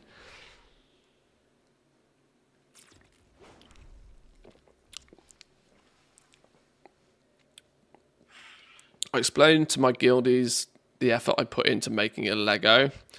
They waddled up, gave me crafting cost gold, and expected me to just craft their shit. All of them were like, "What? You spend so much time on this?" This is why in Shadowlands I refuse to craft things for people. I'd get whispers all day long, like especially at peak season, especially when the new patch launched or something. I remember very clearly. Constant whispers on my bank character, because of course my bank character was posting them, and so somebody would see the item on the auction house, not want to pay the price. They'd do the maths in their head of what the materials cost. They would whisper me, "If I give you materials, can you make this for me?" And my answer was always no. And some people didn't understand. And it wasn't me being mean, it was the fact that I'd already spent the crafting cost multiple times over to pre-craft it for you. It's there, it's available for you. Very rarely would I actually handcraft something for people. And if I was at it was a net loss for me to craft something for somebody else. Because if I was crafting things ahead of time and posting them on the auction house, the way that you sold them was to cancel scan them predominantly. If I took 15 minutes out of my day to stop cancel scanning and to go and craft something for one person, I might make, even if they were generous, even if they tipped me like 5,000-10,000 gold to go and make that thing for them, that was still a net loss to me not doing it and sitting at the auction house. Because in the time I wasn't cancel scanning, in the time I wasn't proactively selling my already, as mentioned, like 30 million gold worth of inventory, the time I wasted not focused on selling that, I was losing sales.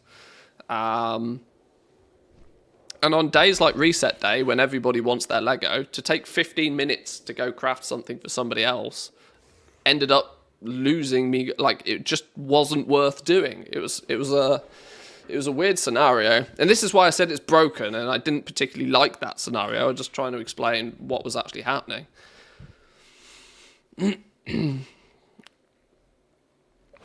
Even if I have the materials to make something like ruined wraith bark, chilled runes type things, I'll often just buy the made item cheaper off the auction house and then just sell the materials I have for the profit. Yeah, it's wild. It's wild how even if you've got fully maxed professions, more often than not, it's still cheaper to buy even the intermediate items. It's still cheaper to buy those off the auction house. Because materials have two values. You can attach two values to materials. This is a concept that I enjoy trying to explain to people. There's no undo button. Because there's no undo button with crafting, your materials are technically worth more in material form. Because once you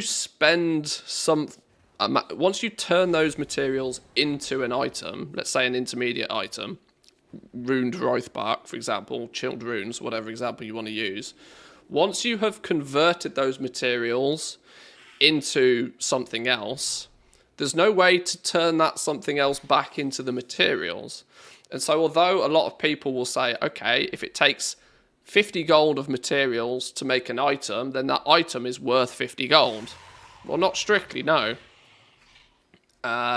You could take 50 gold of materials, turn it into an item, but if everybody else has done that and that item isn't selling well enough, well, the going rate for that item could be 35 gold, and there's no way for you to rectify that. So actually, materials, weirdly, in Dragonflight are worth often a lot more than crafted items, which is odd. It's odd.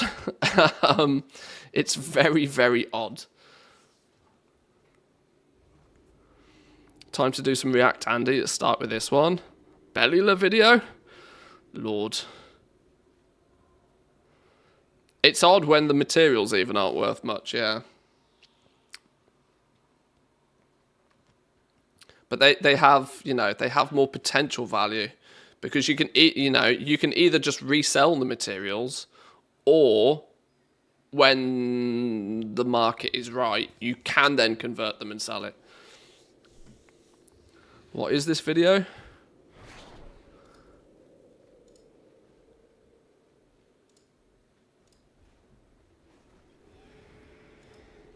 Oh, the loading times one. I saw this.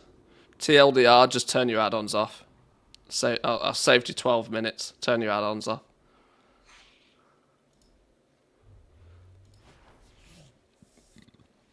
Yeah, if you want faster loading times, turn your add-ons off. That's practically it. There's a little bit more nuance to it, but that's practically it.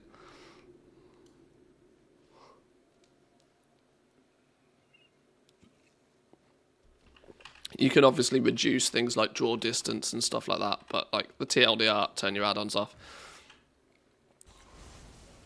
The when I did this the other day, I just turn weak auras off. If you actually don't like having this up in the top left-hand corner of the screen, probably doubles my load time. If you're logging in and out consistently, obviously it's something to pay attention to, but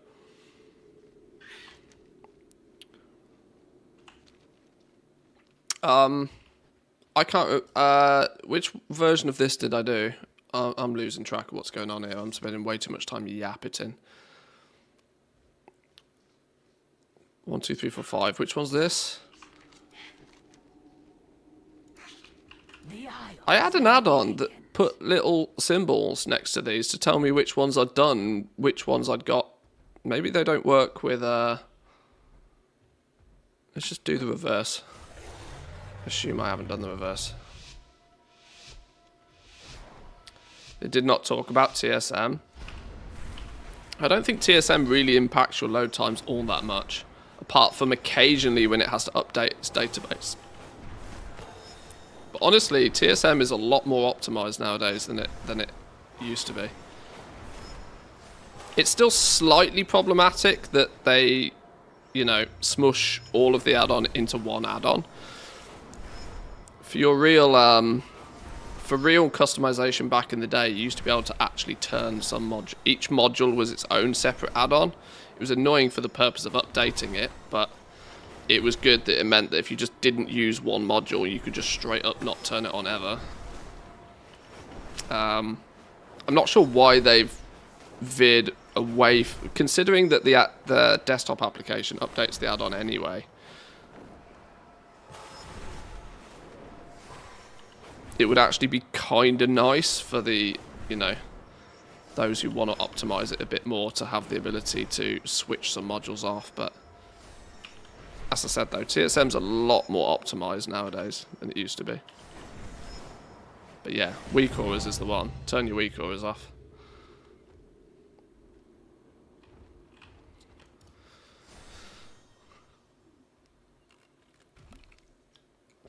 TSM takes nearly as much RAM as my weak auras, and I have close to 5,000 weak aura buttons to load. It takes a lot of RAM, but it doesn't we're talking, so, you know, it doesn't impact load times all that much.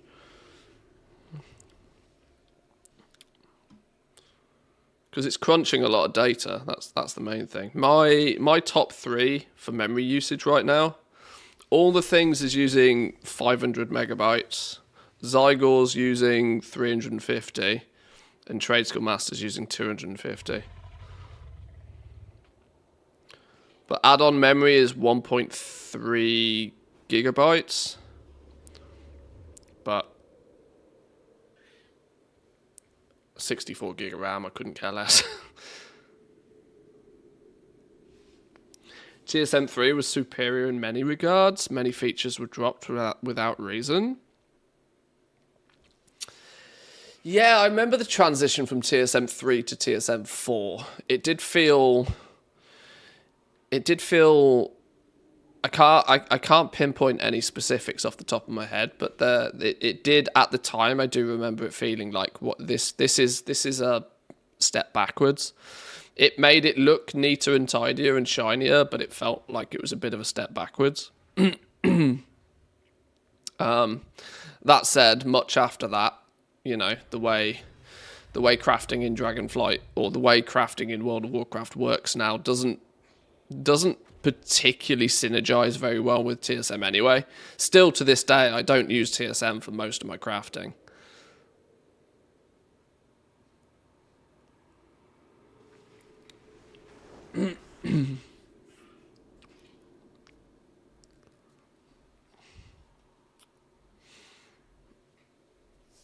Oh, was it Plumber that added those, was it?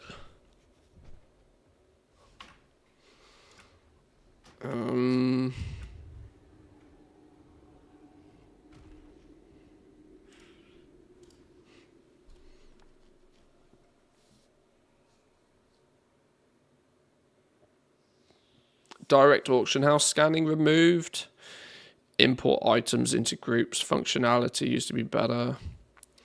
Well, the direct auction house scanning sort of isn't needed anyway because your desktop application does that automatically for you every single hour. Instead of having to do a full direct auction house scan, all you actually need to do is /reload. Boom. There's your most up-to-date. I mean, admittedly, it's not up to the second, but overall, the accuracy of your data was probably better.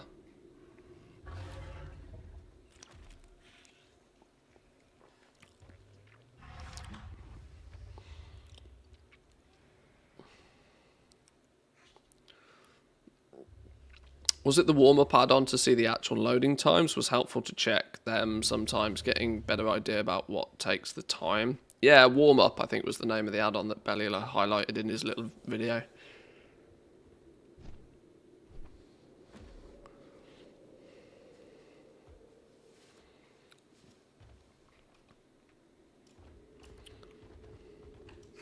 I have lived to see them return. Okay, well, if it... Ah, there we go. Now we got the little icons back. Okay, I've only got silver on the advanced. Watch over you. It shows how much attention I'm paying right now.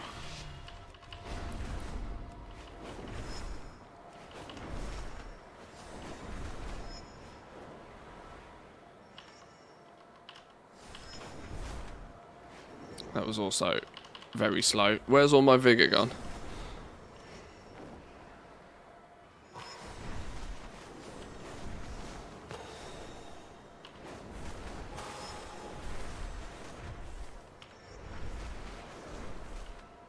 I mean, the fact I've been overtaken is not a good sign.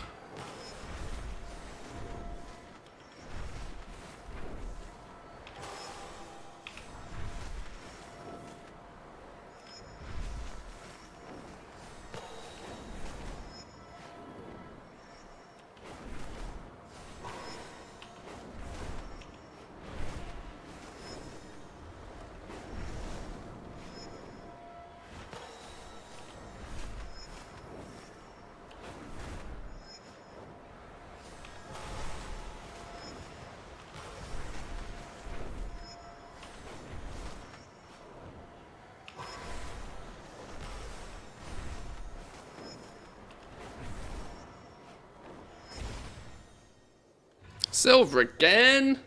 Stinky. Stinky.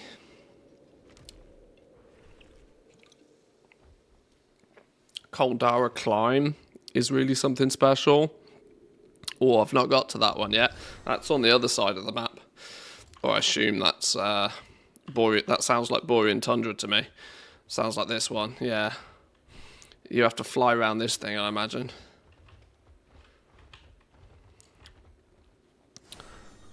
Is that your wallet? Or are you just glad to see me? Both. Hello, this is Mantis. Today we're going to make some WoW silver making. Alright, point made. Point made. Adina with the Prime, thank you very much.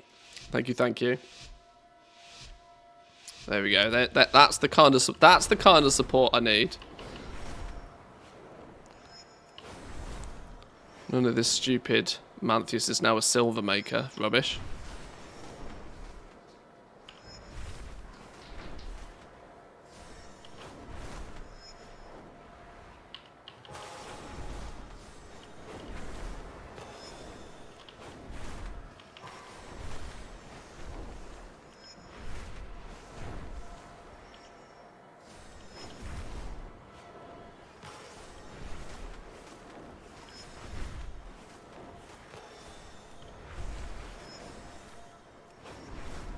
Ah, we got some speed on us now, though.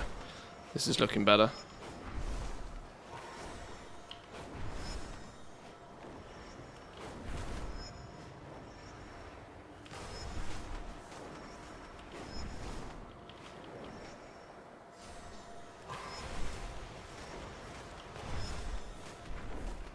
Oh, no. Missed a flipping gate.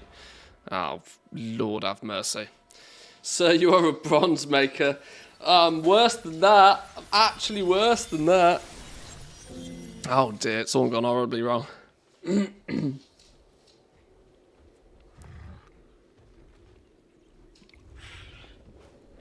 Okay, I'm going to be honest. I think I've had enough of dragon races today. I think I've had enough dragon races. Quite clearly. Woodmaker? Not even. I think... Should we do Dawn of the Infinite? Should we put my DPS to the test instead? Let's go back to Valdrakken. Let's go back to Valdrakken. Let's do a dungeon.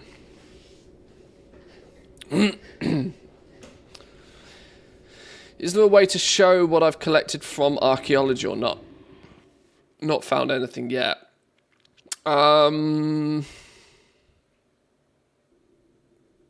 Knowing ATT, there's probably some command you can do.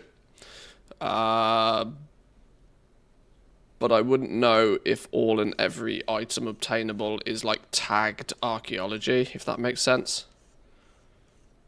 I mean, I'm sure it's kind of maybe possible somehow.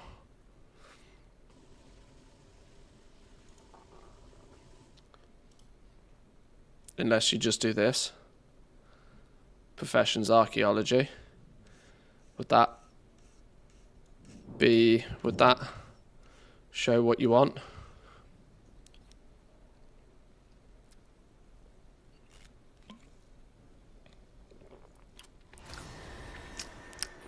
That's how you'd say it in a video. It's probably not far wrong, actually.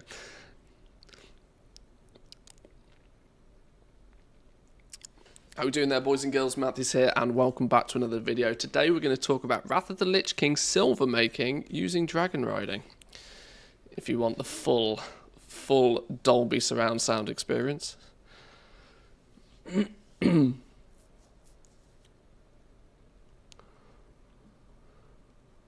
Oh, you've made me sad though now. I've looked at my own archaeology success.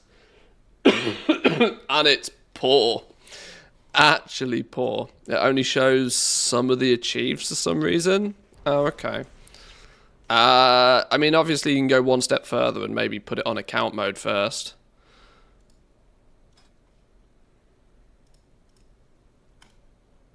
And it wouldn't surprise me if there's some... Enable this option to track exploration completed for outdoor maps. Okay, that's a new thing. Oh god. 22% on archaeology.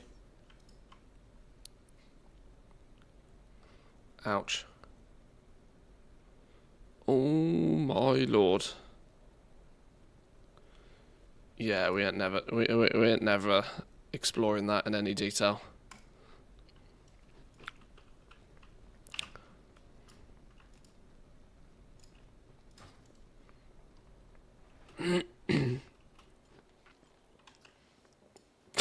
You managed to clip it. Okay. Okay. Right, let's see if we can put a group together for Dawn of the Old Infinites. Where's even... How do you get in the damn thing? Over there? Okay. Since it's got a bit more to it, let me have a little bit of a look first and foremost about what we're looking at here. Who do we need and where do we need it from? What do we need and where do we need it from? Legs. We could do with some new legs. Braces. Take braces. Don't technically need the helm. Don't really need the gloves. First two bosses are looking good.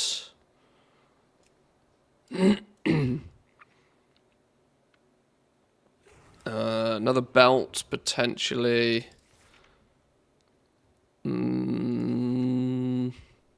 That's mostly it, actually. Apart from maybe a trinket, and of course, if we can get the reins, then Infinite Time Reaver, Swift Zullian Panther, Drake of the North Wind, Sharkbait Midnight, Tome Stalker Marrowfang, Armored Razashi Raptor, the Mechagon Peacekeeper, Cartel Masters Gear Glider, and the Underrock Crag, Owen Ravenlord, and Rivendare's Death Charger. Wow. Excuse me.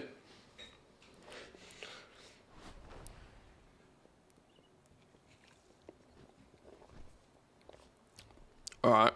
Alright. 2 LFL bosses and I can come tank. That sounds like a plan. That sounds like a plan.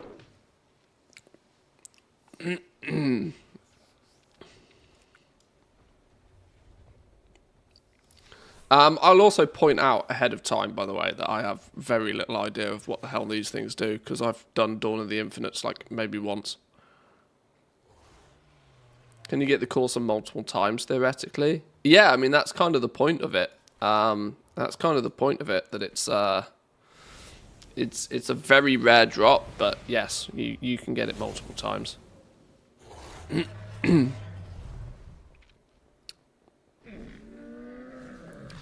This will probably be probably be a...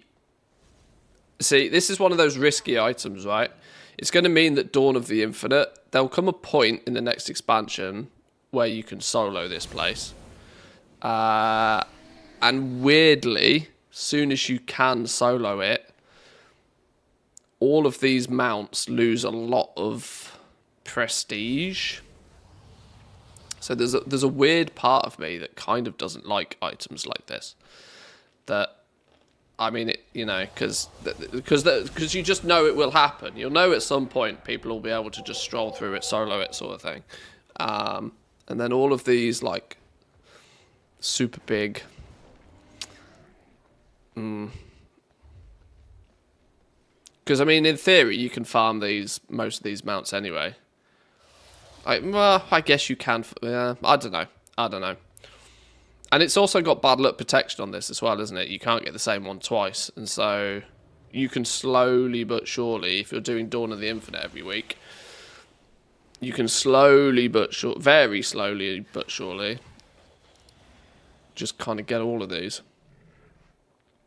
They might remove it.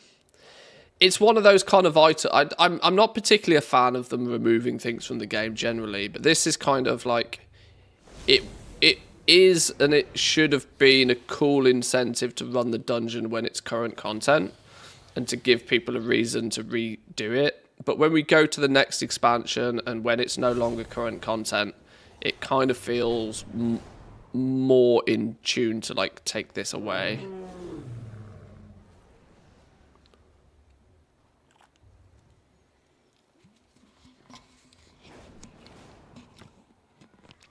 Last season, you could just spam the dungeon. Only drops on Mythic, though, right? Oh, wait, shit. Hang on. It drops on the Heroic as well. Oh, snap.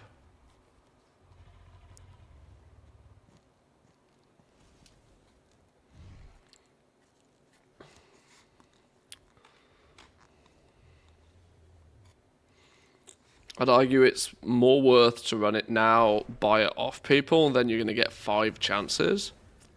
True.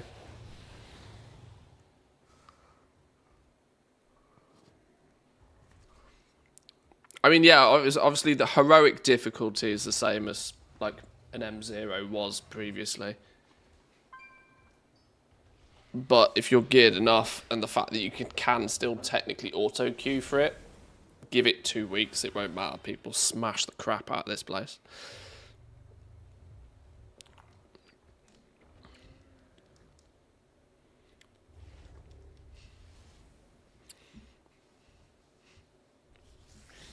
Let me start putting the basic group together then. Loot Fever is going to come along and tank it when he's finished in LFR. I can put the rest of the group together ahead of time. Let's get some DPS. Let's get a healer.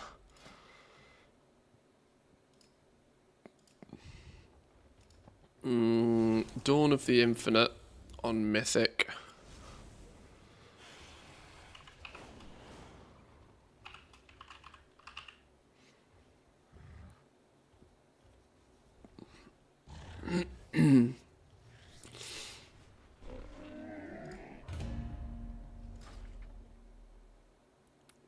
Can I join on my rogue? Feel free. Sign up. Does hard mode increase your chances? I assume not. Don't know, honestly. I don't know. I don't know.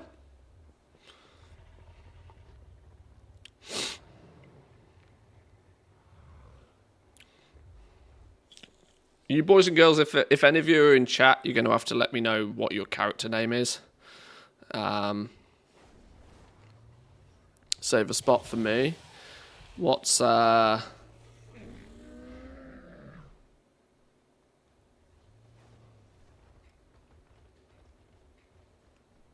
hard mode drops 509 gear, by the way. Not planning on doing the hard mode.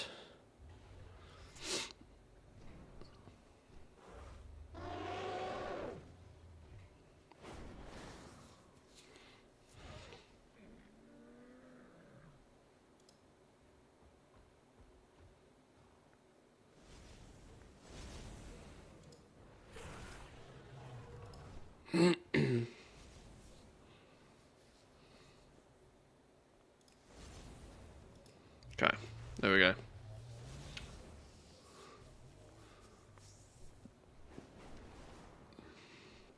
So there's a couple of DPS. We need a healer. Healer's what we're going to be waiting on.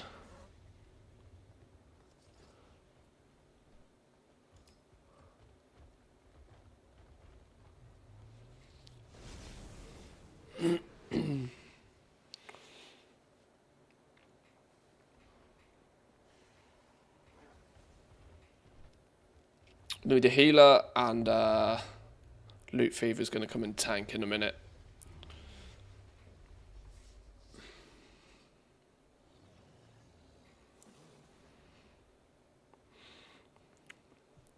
I worry that the healer might be the slow one.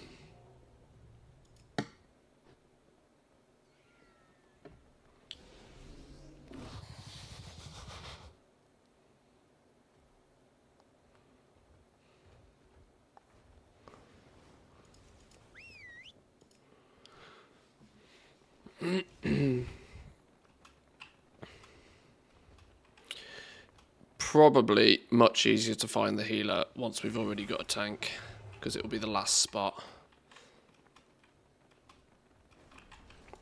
Let's fly over there.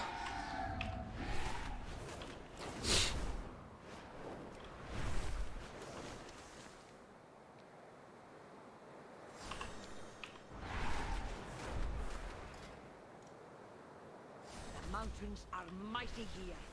Plant our banners to mark what the Dragon Scale expedition has discovered. Oh, wait, hang on. I've now got, like, what's going on here? Why have I got three little lots of blobs going on with my vigor bar?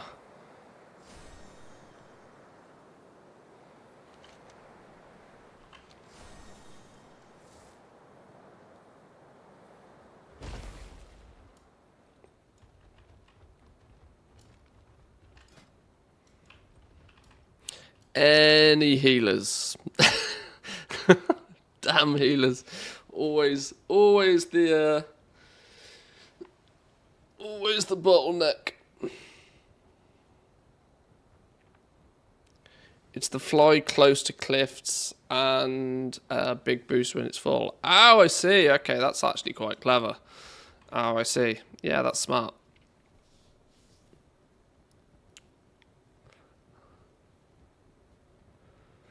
$464. 464. Do we like 464? I really don't want to be that guy. 464 is a little low. 464 is a little low. That's still less than heroic geared. I'm not trying to be that guy, but I think we might need a reasonable hunter. A reasonable hunter? Healer. My brain. I got a 5'10" Mistweaver, but that's in my dreams. I mean, if you're dreaming, shoot for the moon. Do you know if low-level characters can do the cup? I've got the quest on a level 40, but can't even dragonfly on him. That's a good question. That's a good question. I'm not sure. Wouldn't hurt with a reasonable hunter as well. Alright. Let's not go there. That's mean. That's mean.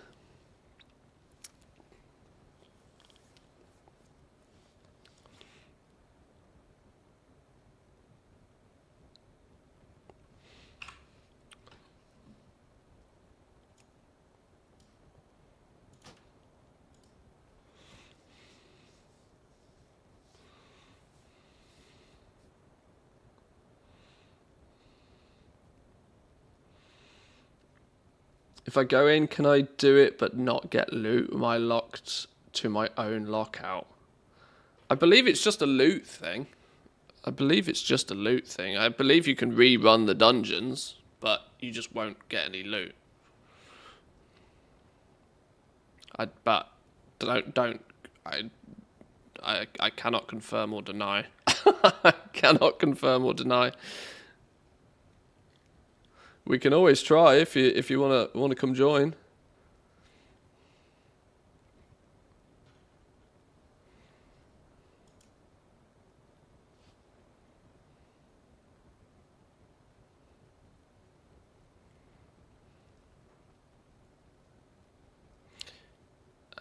You can, but you gimp everybody else's chances at loot as well, sadly. Is it so? It's personal loot though, right? It shouldn't make a difference. It'll just be 4 people roll on the personal loot. I'm not sure how it works.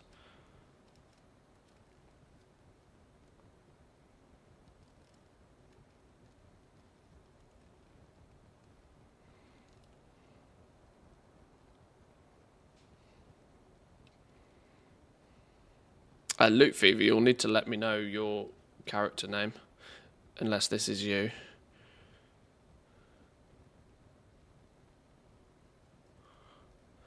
Ah, so it would basically be there's a 20% chance of not getting any loot.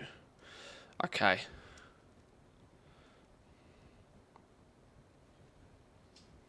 If a locked person is selected as the one who gets the loot, you then just might not get an item. Yeah, that's not. Is that how the loot system works? Doesn't eat? Oh, yeah, I think it does. Yeah. I don't mind. I don't mind. I don't mind. We can give it a go. This is the definition of a no stress. You know.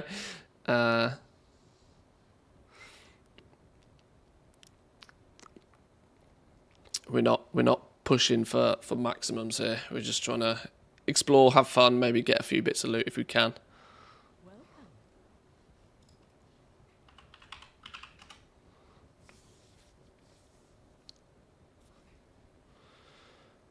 I'll just request. Okay, if that's the case, I'll delist the group for now, so that I don't annoy too many people by having it up. Load times. Hey, there's a Bellula might have a video for you. He might just have a video for you.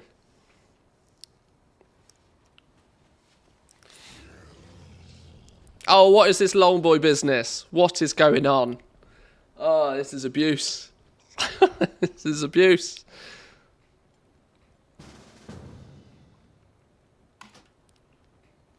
Shocking performance.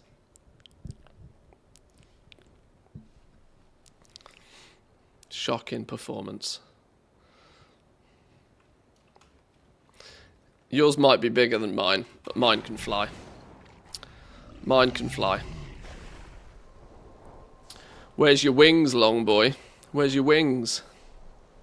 Loser. Stuck on the floor like a pleb. Okay. Are we good to go? Does anybody need let's summon in. Even though it's about 4 seconds of dragon riding, we'll be friendly. We'll be friendly.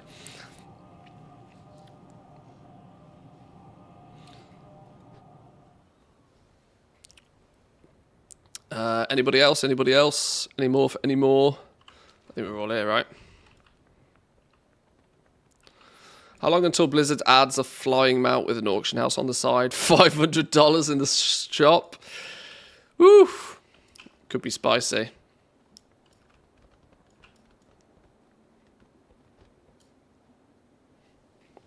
I don't think we'll ever see anything else with an auction house on it again. I can't confirm nor deny, but my suspicions on why the Longboy disappeared in the first place is such that I don't see it'll ever come back. Which is a shame, because it's cool and I don't have it. Real shame. Real shame. It is a long boy with wings. We must follow. Okay, you win. That's actually quite clever. Oh, I've been stumped now. Very clever. Very clever.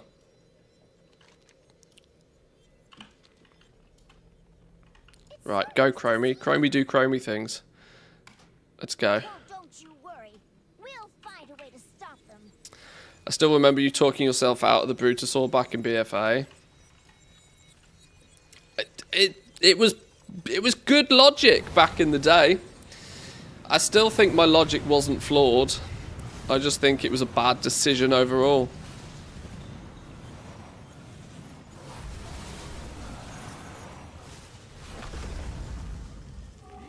I just think it was a poor decision. But what are you going to do?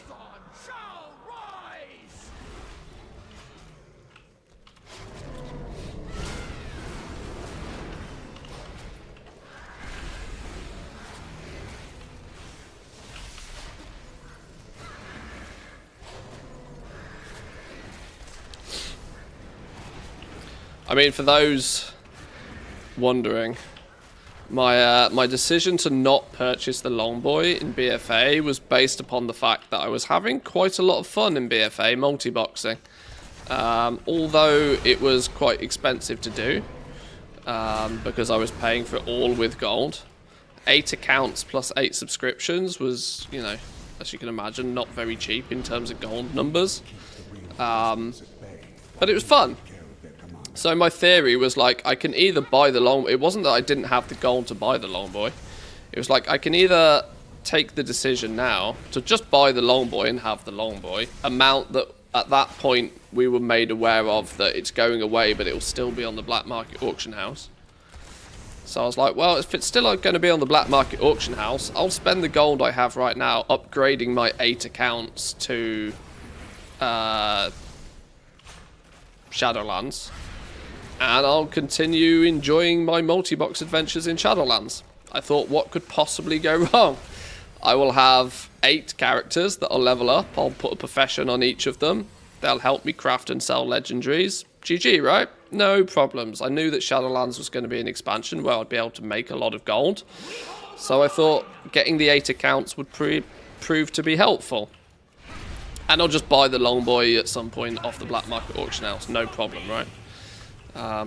Then they turn around and they're like, oh yeah, by the way, we're going to outlaw multi-boxing.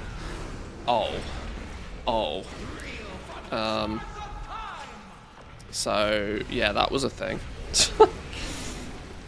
By that point, I'd already put in 8 pre-orders for the new expansion, and luckily I got a refund on a couple of the accounts. But by that point, it was too late to buy the Longboy. Because while I had enough gold to buy the Longboy, I didn't have tens of millions of gold like I do nowadays. I had like 7 million gold maybe.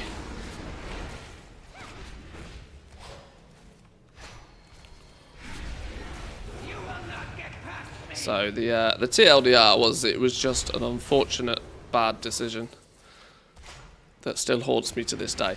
But it's a bit of a meme. So whoops, I got hit by a ball. I'm sorry. I'm a terrible person.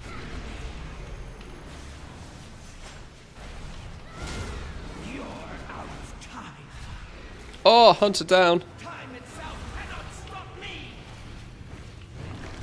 I don't know what goes on when that hits me. Let's turtle just in case.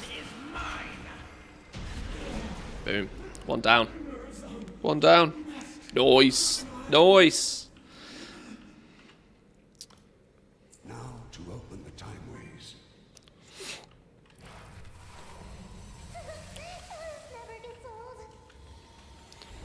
What was that AoE at the end?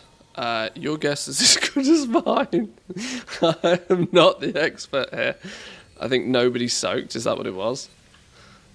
I must admit, I'm open to suggestions when it comes to the to the tactics of these bosses. I'm not a pro. I do not proclaim to be an expert here. If you know strats and if you think that there's something that we should know so that we don't all make ourselves look foolish, please, please, please say. We will learn together. That's the concept here.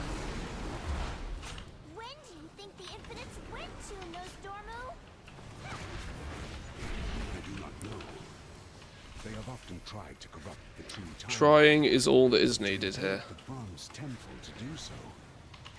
Must be far in the past then. They risk unraveling all of time as we know it. Indeed. They will stop at nothing to ensure the rise of my darkest self. New resign.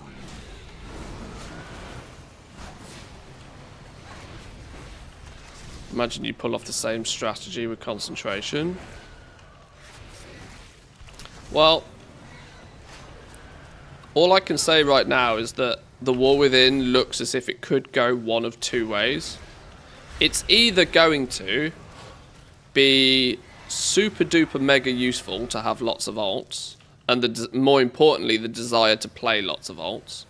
Because what we don't know just yet, nor are we going to fully understand, probably quite late until in the beta, is just what the actual leveling process is going to be. There's a good chance that if you wish to play lots of alts, you are going to have to do an ungodly amount of leveling, because there is a strong chance that you'll need to be level 80 to get too far with the professions. But it could end up being very, very beneficial to have access to lots of high level characters. The alt army mindset could play pretty strong in the new expansion.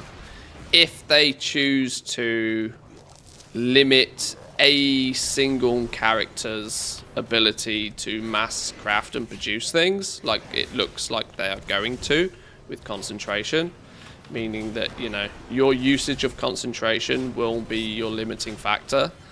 If they kind of get that right and balance it correctly, having lots of alts could definitely be an advantage. Because for every second, third, fourth character you have with the same profession, that's just giving you more concentration bars to use. Whether you choose to spec all of your professions in the same way or not is up to you, but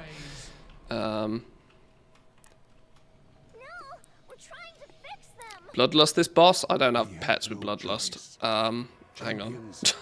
Hang on. Hang on. Hang on. Hang on.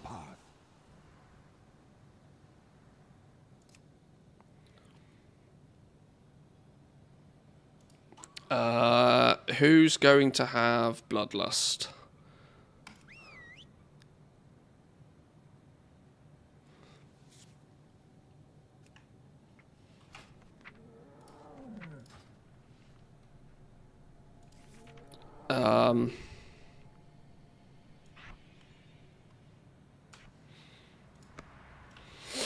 Bloodlust on pull or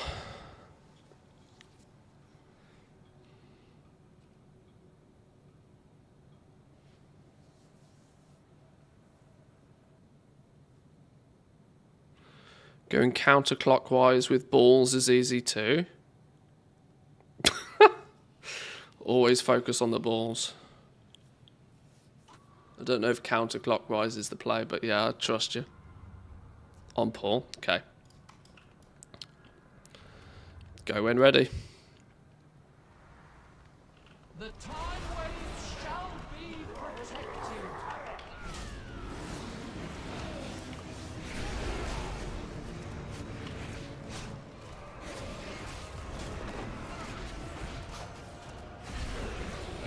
Sands of time, I call upon you.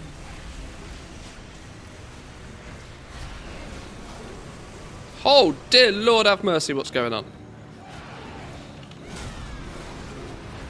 The Christ on a bicycle was going on there. Ah! Just don't get hit by shit, right? Is that the plan? I'm so bad at this game. I really should have at least read the dungeon journal.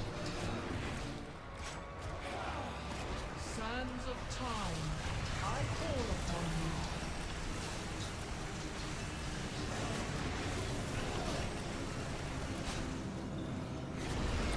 you. There are some slow balls and there is some fast balls. Either way, avoid the balls. I've been targeted with something, I don't know what it is. Ouch. Sorry. Sorry. Terrible me. Okay, he's dead. It's fine, he's dead. Things go fast in the light areas. Make sure to drop the debuff in light areas. Oh, okay. That starts to make more sense. Did you go over the professions discussion from the Content Creator Summit group interview? No. Didn't even know that was a thing. Didn't even know that was a thing. Do we have a linky poo? Touch busy at the moment, but if we have a linky poo, we could have a little bit of a look at that for sure.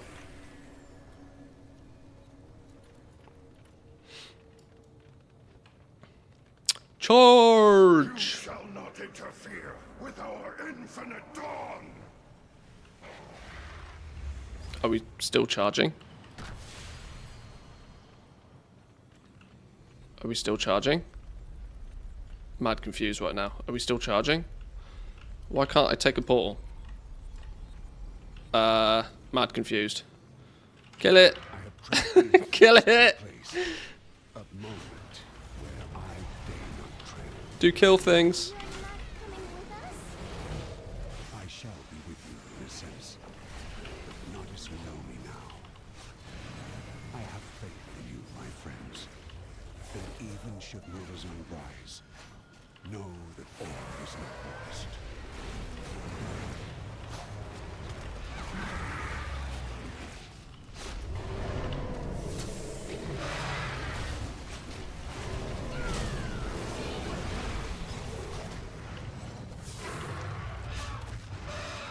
I'm sure there's probably strats to this from a Mythic Plus standpoint that I'm not aware of. But he's dead, okay.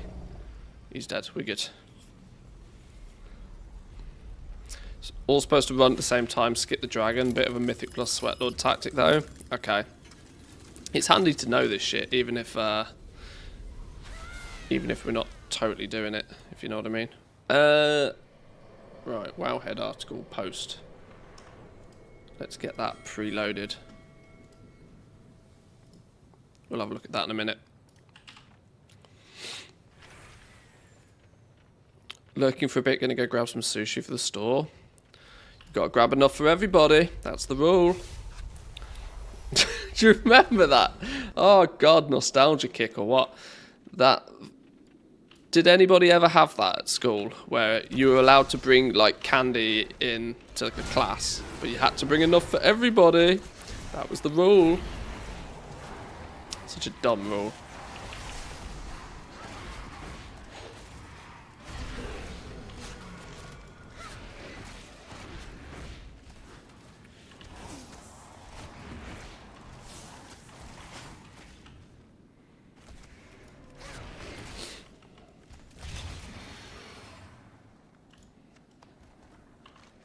Be careful.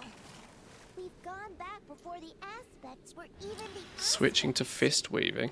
We have to find Wait, what? Okay. proto aspects. I'm trying to read too many chats at once. Styled and everybody bought in a bag of chips for every single person in class. That's proper styling.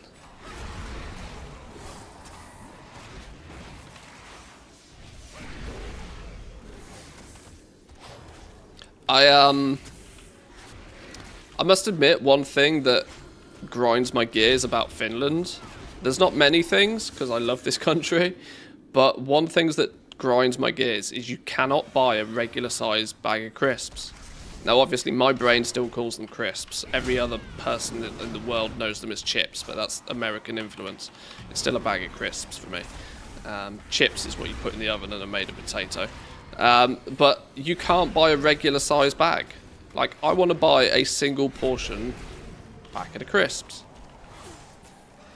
I don't need a kilo of crisps and 7 dips. I don't need it. I mean, I'll buy it, but if the bag's there, I'm going to keep eating it. That's the problem.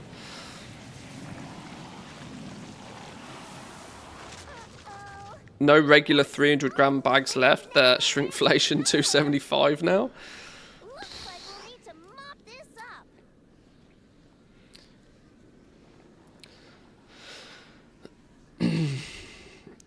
That claw's from the dragon Galacrond. Oh, this big thing. Oh yeah, it's a claw. I didn't even realise. Magic.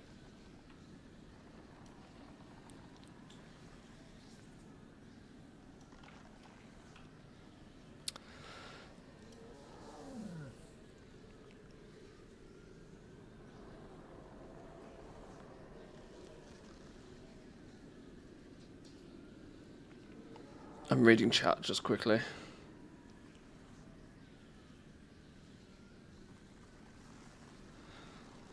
It's a hot potato. If it runs out, we get mind controlled. Okay.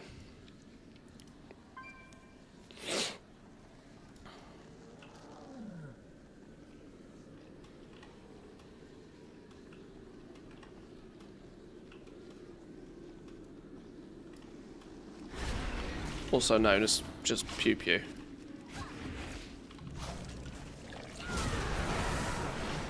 Oh god, there's a thing on me. Transfer it to another player on contact. Here, have a thing.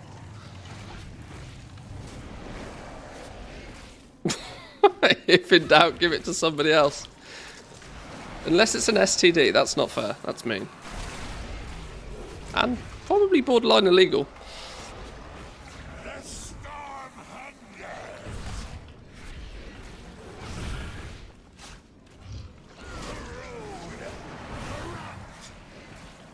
The S stands for silver. A silver transmitted infection. Or disease, whichever acronym you use.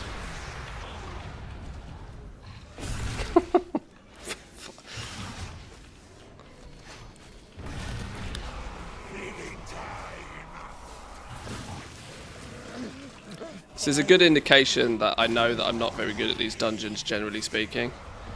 When our healer is casually chatting away in Twitch chat, cracking jokes, while I can't even focus on my buttons properly.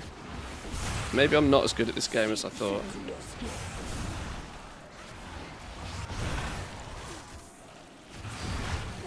Clearly the healer's job's too easy.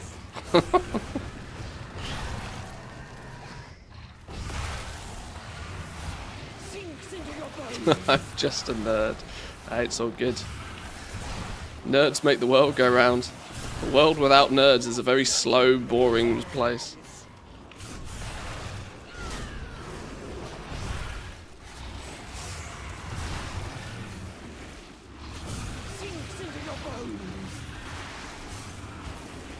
Rooted? No thanks, Hunter. Rooted. Get wrecked. We face enemies above and below. So we're trapped. Quick question. Is anybody getting loot? I've not seen anybody get loot.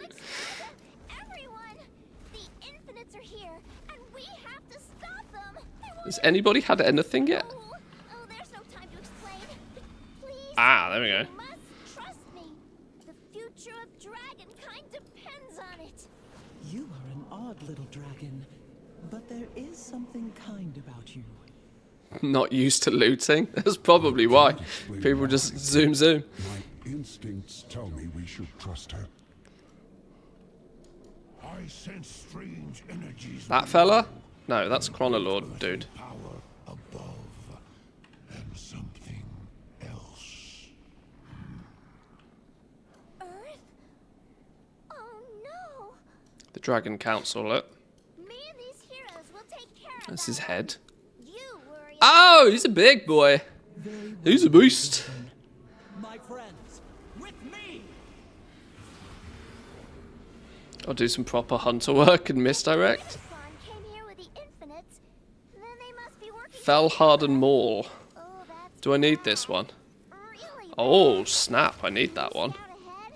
I'll be with you in a moment. I need that one. Outland Blacksmith. For the future of Azeroth.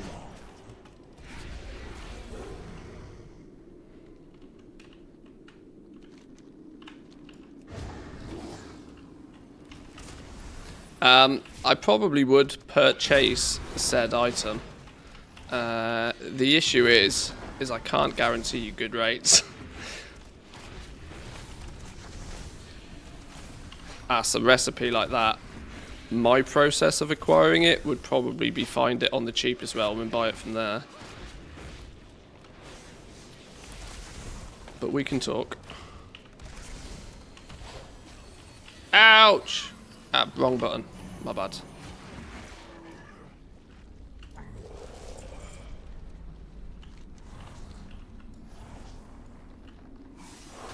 So, the Titan's puppets have come to face me. He's siphoning Galakrond's essence into a vessel? 224k DPS. Kinda like the dragons. Not bad, not bad. But even more ancient. A hunger lost. Chicken's OP. Chicken's always OP. Which I shall He does a big AoE on one of us. Chromie protects that person. Go stand on that person, right?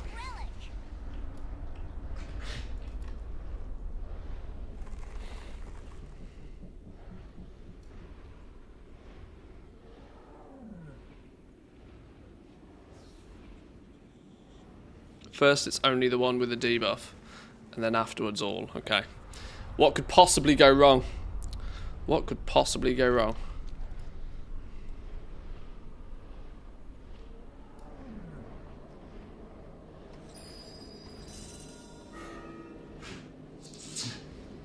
I can think of a few things. champions of the My dog coughing up a furball in the background is probably not a good start. Right. Ow. Fucking bag of dicks. Why did it come on me first? I was meant to go to... Okay, I fucked that. I double fucked that. Entirely my fault. I panicked. What could possibly go wrong? I get the debuff first. Great. Okay, let's go again. Let's go again. Look, professional streamer here. Not a professional in anything else. Don't get hit by the shit.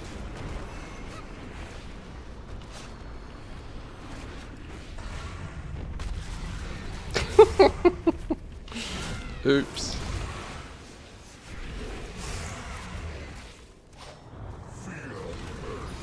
light.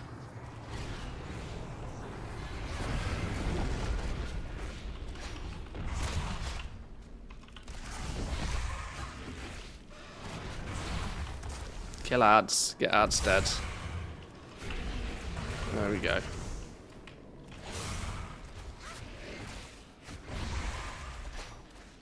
Right, he's still on 94% health.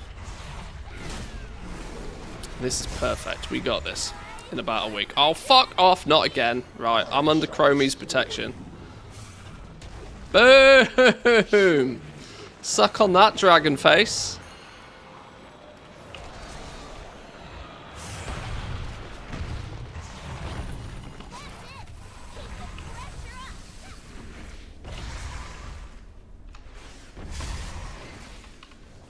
Right, Mr. Dragon, please stop targeting me. Trying to put on a show here, not die.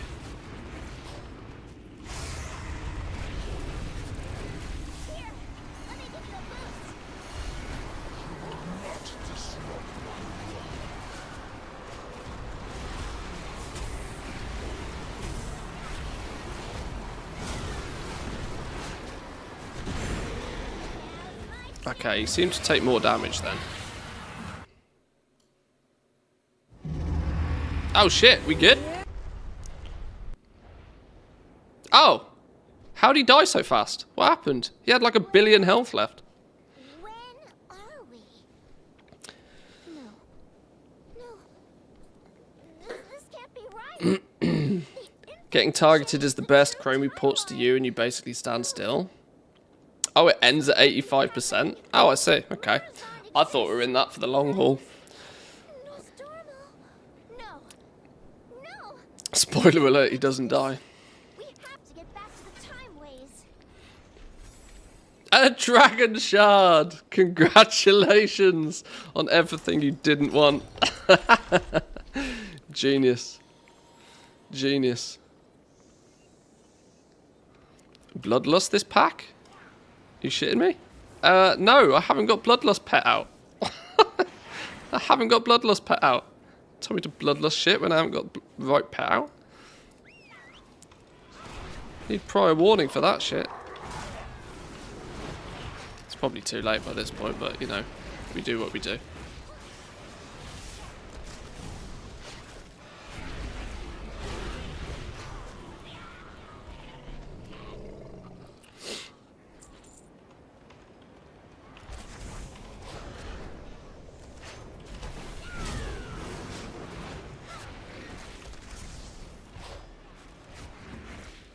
Oh, I've just suddenly realised I was meant to use all my artisan's metal and craft a bunch of shit and sell it, wasn't I? And I kind of forgot. I was meant to do that this week. Do we contemplate doing that in time for reset tomorrow? Because I've got 1 billion artisan's metal and it's clearly not going to transfer anywhere and I clearly should use it, and this is clearly my last opportunity. I've probably got somewhere in the region of about 1 million gold worth of artisan's metal lying about. Kinda should do something with that, shouldn't I?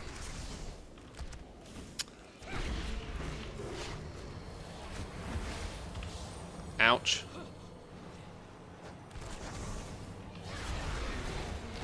I nearly got hit in the back of the head by the balls. You know you're doing something wrong when that happens. Guaranteed vials on 60 tunes. Yeah, that's eating more than soup, that's for sure. No, we're not doing hard mode. I'm not mental. Have you seen my inability to deal with mechanics whilst also streaming? You're lucky I can press buttons in the right order at the moment.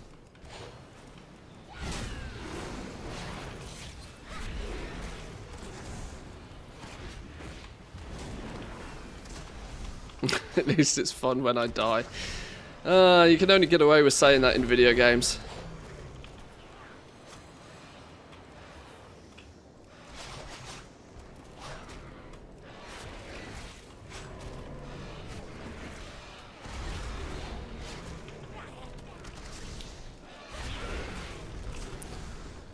Chances are reset is better. Do they still need 2 sparks to craft gear? Well, that's true, but my burning through of...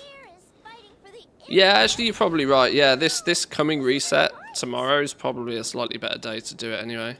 For too long I was bound by the shackles of the Titans. Now my mind is... Second spark will give people a lot more chances to do... to buy some crafted gear and to do some enchants and stuff, I imagine.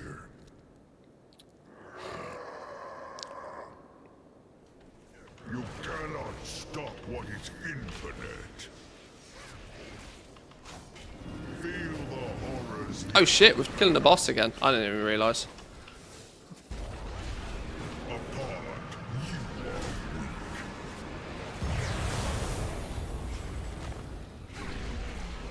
My blows are infinite.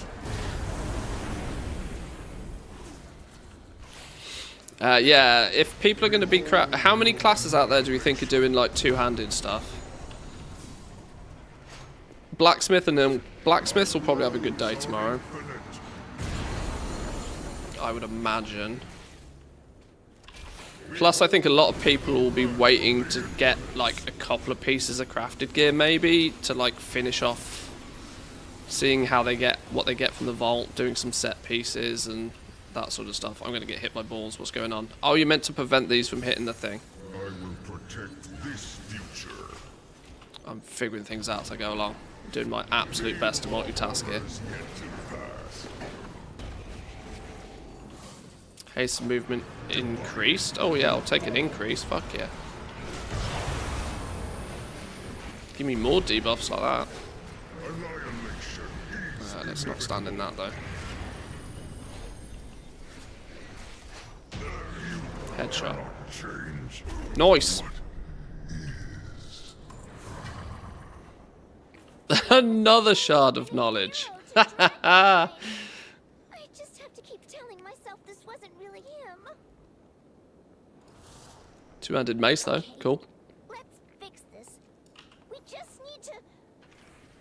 I'm not going to get any crafted items in S4 before you know Season 4's open and we're going to be in pre-patch. Well, I mean, it's, yeah, this is going to be one of those patches that is going to feel super speedy, I think. I would say that we've probably got up until Panda Remix kicks off. The second Panda Remix kicks off, I think everybody will just switch to that. And regular progression in Season 4 activities will slow down a lot, I think. We'll have had all of the raids awakened by the time that happens, right? 16th of May? Yeah. So there's a good chance the people that want to just do the awakened raids and, you know, they'll be done by the time Panda Remix comes out.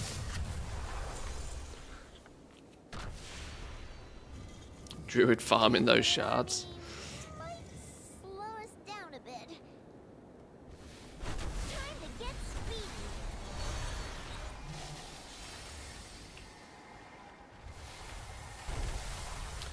Oh, this is a zoom and dodge thing. Okay, go.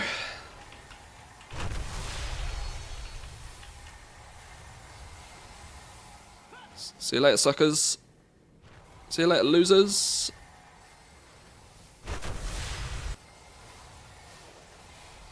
Ah, what a bag of dicks. We got so far. Ah, you're cheating. You're using turtle. You got to take the longest possible route whilst not getting hit. That's the challenge. Hup.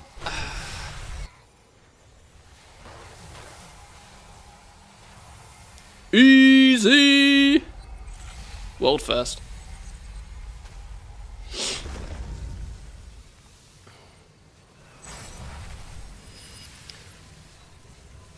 People avoid the orbs for as long as possible versus each other. The winner gets 1,000,000 gold or something.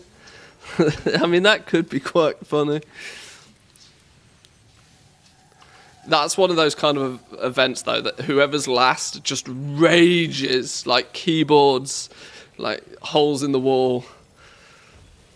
I can see that that's bad. That little thing I can tell is terrible for some people's blood pressure. Be a 45-second tournament. You'd be surprised what we can do in 45 seconds.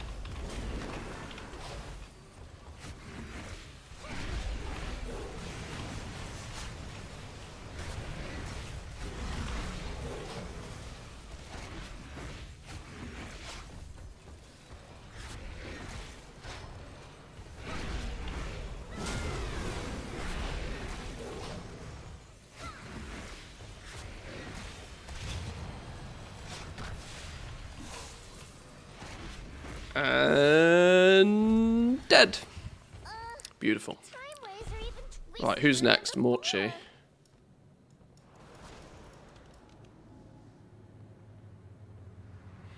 On the Ridicron Manthe didn't even last that long. Oh dear. I'm getting abused from all angles today.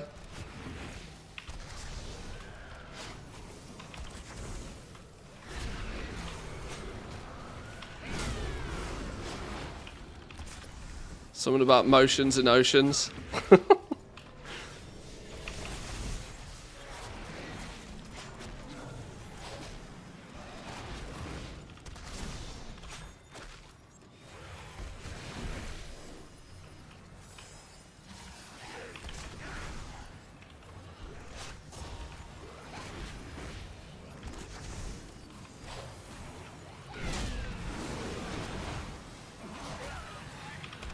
Ouch.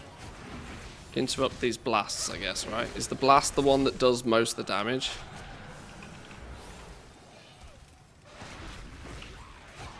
I am honestly trying to figure shit out. I'm, you know, while I may not be I can get us back to the past like perfect at this.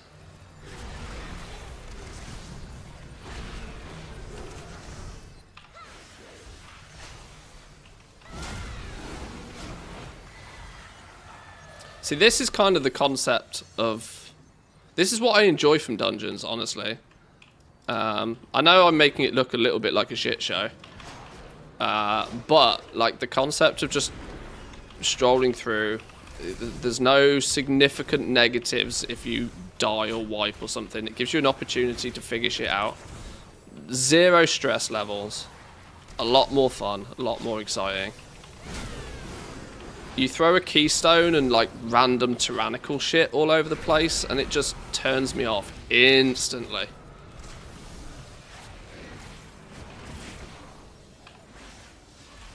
100% much prefer to do dungeons in this fashion.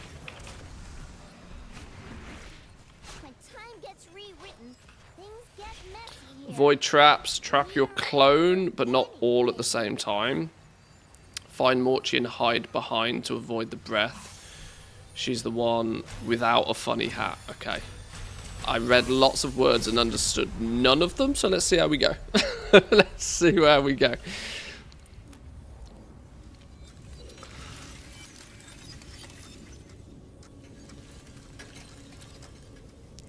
Follow me or derp, you'll be fine. We'll be good. We got this. Have faith. When in doubt, turtle. Yeah. When in doubt, disengage off the side and let the rest of them deal with it. That's the true hunter tactics right there. Like, hello? What? Who? I didn't mean to click that button. I meant to click recap. Let's pretend I didn't do that.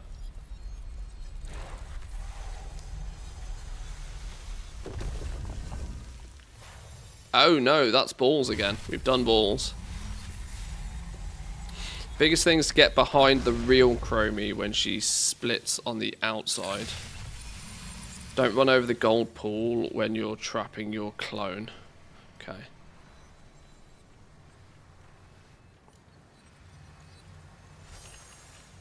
What? Oh, off.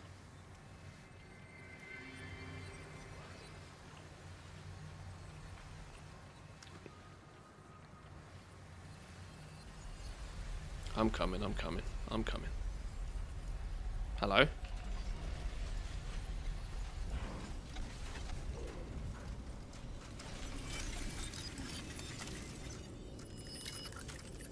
If you played Heroes of the Storm, she has her spells from there. I played Heroes of the Storm when it first came out, so like 1 billion years ago, so that's probably not going to help me all that much. Oh.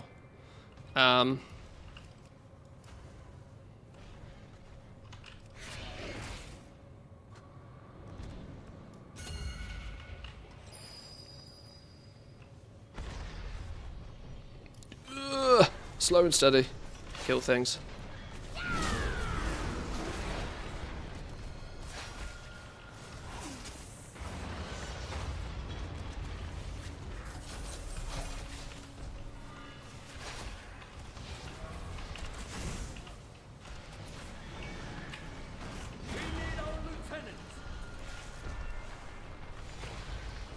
Where the flippin' hell's my pet gone? Hello? Pet? What?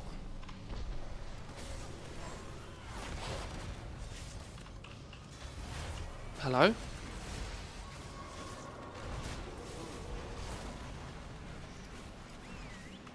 There we go. Pink elephants, that'll do.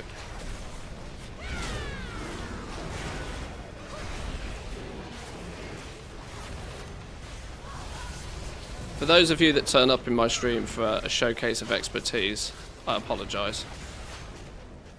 But also, at the same time, what are you doing?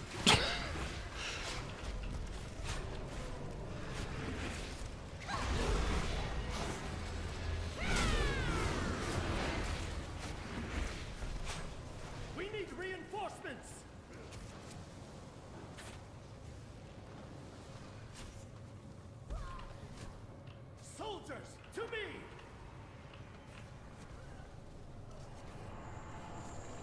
Rally together. Just run if they spin at you. I can do that. Light take you. We stand as one.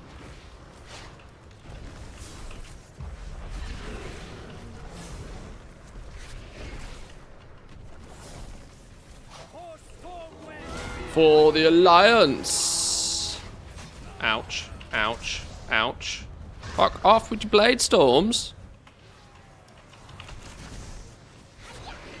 You shall fall.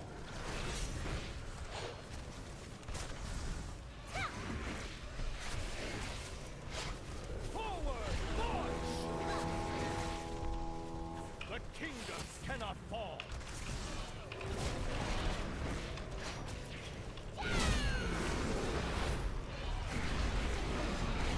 Light take you. Fall to my blade.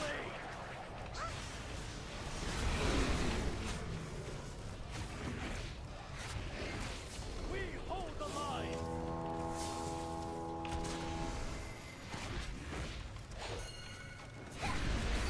You shall fall.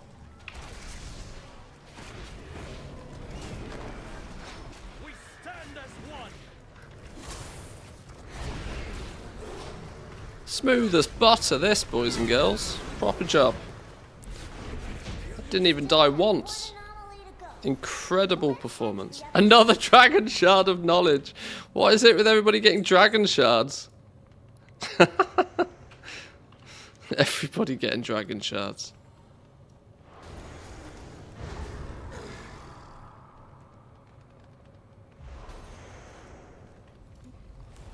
Finally. Hey, got a piece of loot. There you go.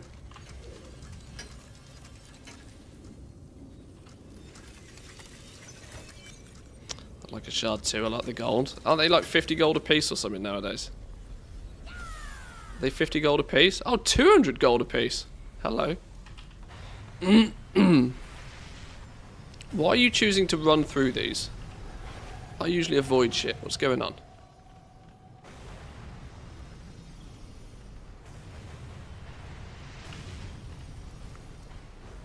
Confused. Just follow people and don't question. Is there a catch-up mechanic in leveling professions nowadays? No. I 100% can, with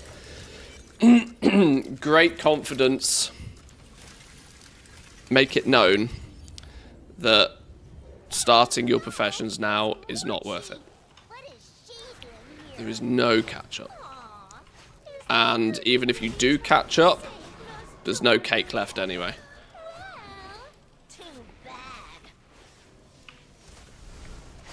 There will always be somebody out there that will like have the glasses half full approach of the, oh well, you could do this or you could do that, and I'm here to tell you straight. No. I would just look at getting something prepared for the new expansion. It looks like having lots of ults is going to be an advantage in the next expansion, the way that it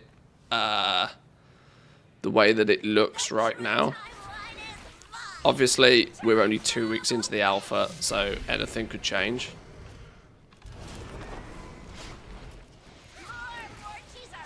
But yeah, that's the approach I'd be taking.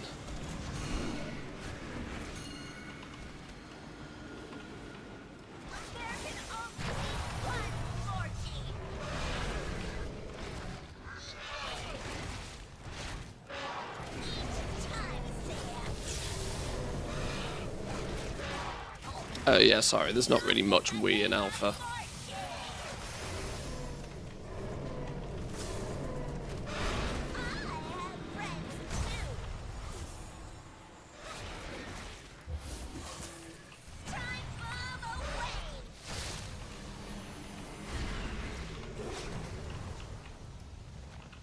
Do you not kill your clone?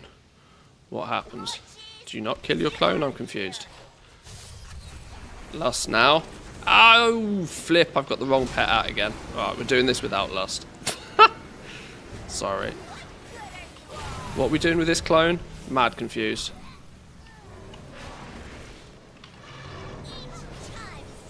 Put him in a trap? Oh, that means I'm going to have a trap on my bars. I'm sure I had a trap in my bars once upon a time. I just run away from it.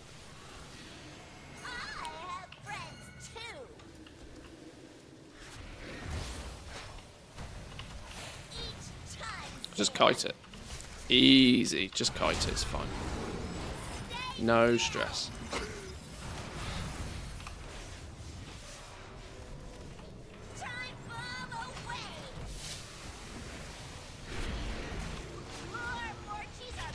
See?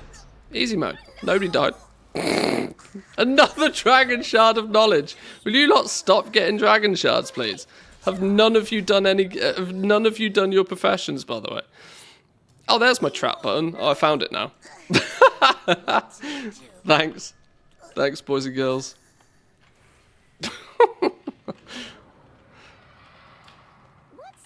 I got a piece of gear, though, which is definitely a bonus.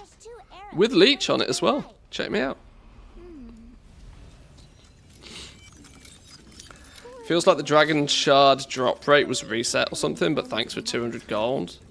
Now, there's some theory, right? It's not particularly grounded in any science, but I had this opinion very early on that dragon shards were somewhat meant to be a catch-up system. Of that, if you fall too far behind with your profession knowledge points, like too far behind relative to the curve, should we say, that you just start to find more dragon shards. This has never categorically been proven, but it would not surprise me if there was at least meant to be some sort of system like that behind the scenes that improves your drop rate on them if you're, you know, a way off.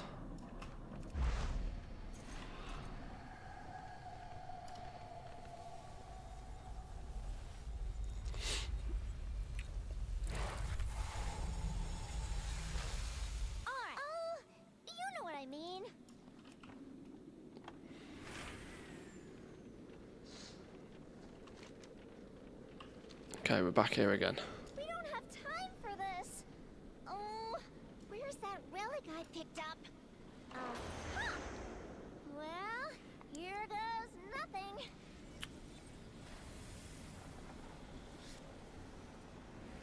Murasan shall rise!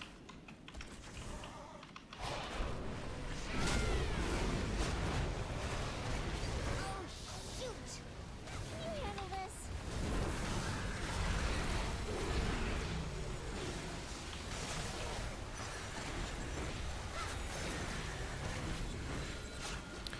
I do suspect that dragon shards are going to be a thing again in the new expansion, though.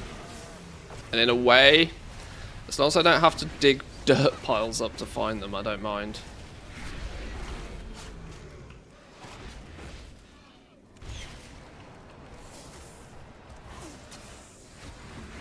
Come on. The aspects are just ahead. Wait, the proto-aspects, I mean. Chickens on the balls. We face I don't know what these balls are. above and below. Not sure. I'd hardly say that. Everyone, No pressure of flaming at all is so nice. you have to trust me. Why do you think I pulled in some streamer privileges?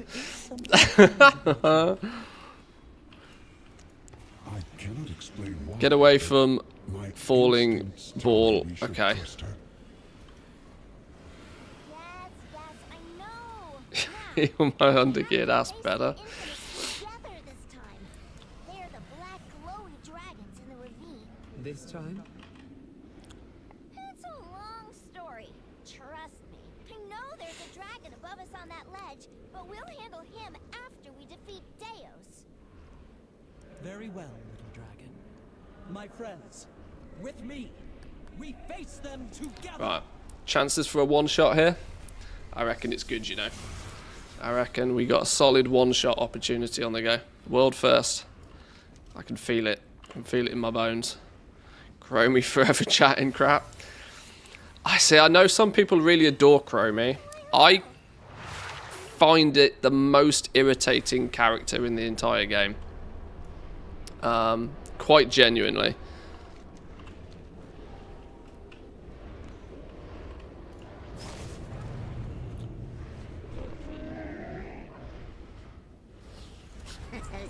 Many deals for a friend of the Grumble. I don't know what it is. I think it's just the squeaky voice, if I'm honest. But I like Chromie. Just something about Chromie that just annoys me. I can't quite pinpoint it. I can only assume it's the squeaky voice, but.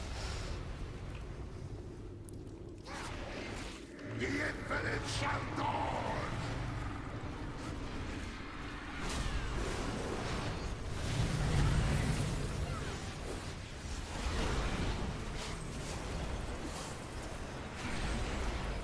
Infinites to me! Right, add, kill, add. Add being nuked. Balls? Something's happening with balls. Cease your action! Do balls need to be soaked? Is that what it is? Balls do not hit floor. My infinites! That's what I'm reading from this. We can. Your future will not. The second slow.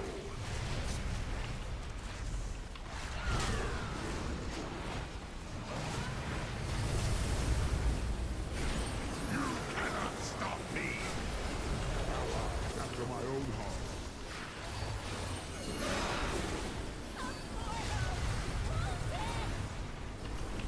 Your nightmare shall not be.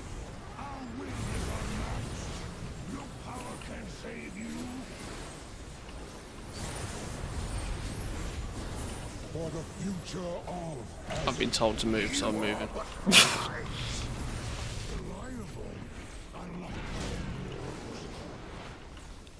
reliable, They fall down, and if you stand in it, it falls slower.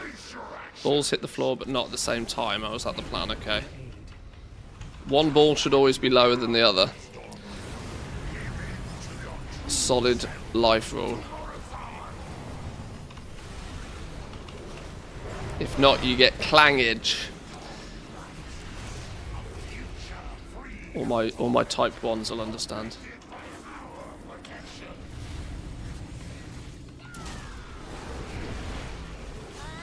won't let you take those dark. Stormu, your time is up.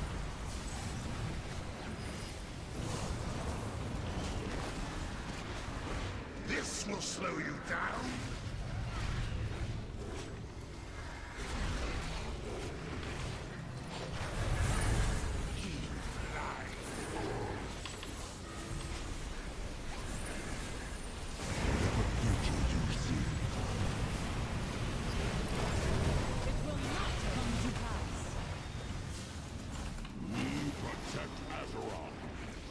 Oh, we lost a tank. Tank down. Oh no. And dream of a better tomorrow. We protect the true timeline.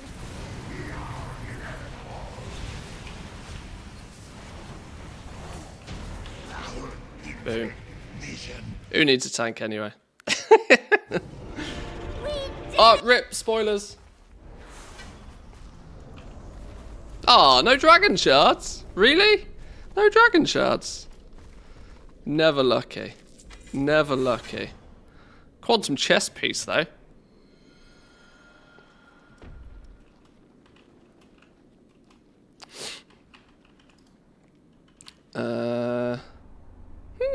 Visage of the Infinite.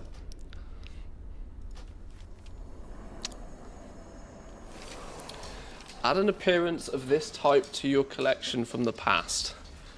Searing chain armor, chest of meditative focus, green tooth mail, overgrown armor. Sure.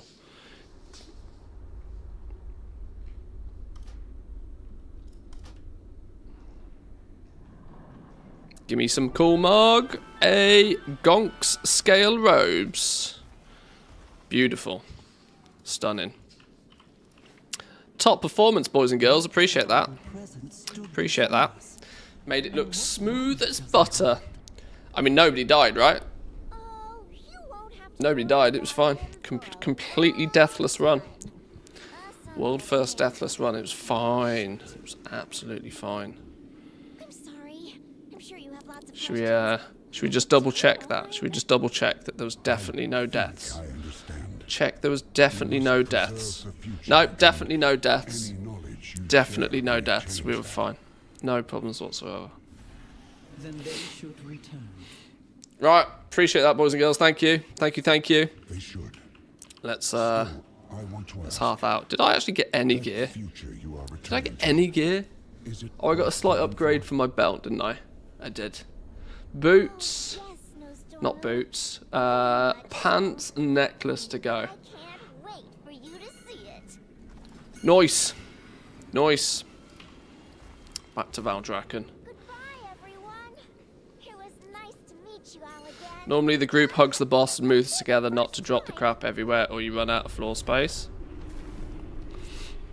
Over the whole dungeon, only the hunters died. No, we feigned death. It just looked like we died. That's all it was. It just looks like we die because, you know, our health goes to 0, but we weren't actually dead. It was fine. You know, somebody might throw battle res out, but it's not needed. It's not needed. We were faking it. It's fine. It was fine. Right, love that, boys and girls. Thank you very much once again. Thank you, thank you. All part of the plan. Nothing could possibly go wrong. Nothing could possibly go wrong. Right, what's this professions info business? Where did this talk come from? Flipping Lord have mercy. No wonder I didn't look at this. What's All within Creator Summit group interview. Michael, I really want to say his surname is Booby, but it's not, is it?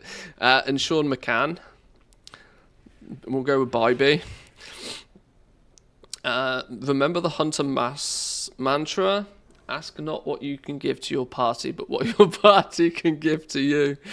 It's very true. It's very true. Right. Brain mode activated.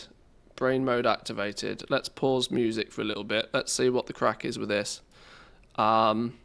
Blizzard held a content creator summit. News to me. And we participated in a group interview where a couple of kindly devs addressed questions from content creators. The devs for this interview were X and Y. We are not going through all of this. We are going to look at the profession-related stuff specifically. Please have a read if you wish. So, are there any plans to return to archaeology? We dipped our toes a bit in archaeology and saw that in one of the recent patches, I think we're seeing how well we enjoy that and how well we want to expand upon that. I don't actually know if we're doing anything for the base launch, but at least that was us going, okay, what's the evolution of archaeology if we try this? So we're experimenting a bit with things there. I really hope they're not claiming that the flipping archaeology thing they added was any good. If they're talking about the big dig, they can keep it.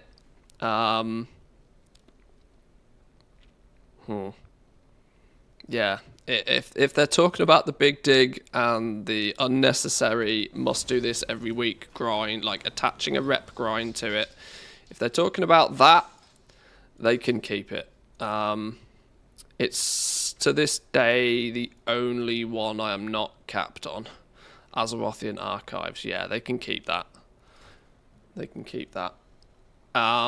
Okay, with our first look into professions, it looks like herbalism has a mini game with a farm in Harrowfall. Will all professions have a secondary form of engagement like that? No. Nope. The reality is that herbalism engagement you are talking about made sense in the context of that zone, and it makes sense in the context of what you are trying to do overall in Harrowfall. But rather than try and be prescriptive and say every single profession has to have exactly the same thing, we're trying to make a fun experience that makes sense in the space. Broadly speaking, with professions in the War Within, you can expect it to feel like an extension of Dragonflight. We're going to use the exact same profession system. We're going to use the crafting orders that were added in Dragonflight. We are adding NPC work orders, which I think will be fun and will allow players to engage with the crafting order system more readily, rather than trying to compete with each other. The top few people are grabbing the crafting orders at the top of the list. But broadly speaking, we are not rolling out a brand new content feature for every single profession this expansion. But that may be something to look at as players give us feedback. We may expand that over time. I know they're devs. And I know they have to give very specific answers. And I know they have to use PR speak. But when we get answers like this, I can't help but feel it just screams that they don't know what's going on. Like, there is no possible way that anybody in their right mind can say that adding NPC crafting orders will be fun. No, it's not. It's a band-aid fix to a problem that they made and they shouldn't have made in the first place. It's not fun. The reason people wanted to do work orders is because you couldn't progress in your profession without doing them. It was a means to an end. It does indicate, though, that at least this allow players to engage with the crafting order system more readily rather than trying to compete with each other. Now, if I was to read into that, that would indicate to me that these NPC crafting orders might actually be personal ones, not public ones. I suspect it will be that you will just periodically, a few times a week, be able to fulfill NPC personal work orders. And those work orders will hopefully be ones that will allow you to gain some skill points in your professions. And you can choose to fulfill those rather than trying to find quote-unquote real ones. I do hope that that ends up being like personal rather than public. If they do public NPC crafting orders, they might as well once again not bother, because they'll just get hoovered up by a handful of people again. So that sounds positive, but it still feels like a band-aid fix, and it still doesn't... Either our definitions of fun are very different, but NPC orders fixes a problem. That's all it does, in my opinion. It just fixes a problem. It fixes a problem that was caused by the fact that you could not progress past like 60, 70 in your profession without at least doing some work orders in some fashion. So much so that many players scouted out the path of least resistance to 100 in their professions to cap them out without having to do work orders, or developed methods of cheese, meaning later on in the expansion you could quickly put in fake orders from an alt, from a trial character, to be more precise. You know, gamers did gamer things to fix the problem that Blizzard created and implemented in the first place. NPC work orders is just a more official way to fix that problem. It's not actually addressing the problem, and it's sure as shit not going to be fun. So this is where sometimes I hope that what they say is what they think they have to say, not what they actually think. Because if they actually think this, then they're just wrong. They're just wrong.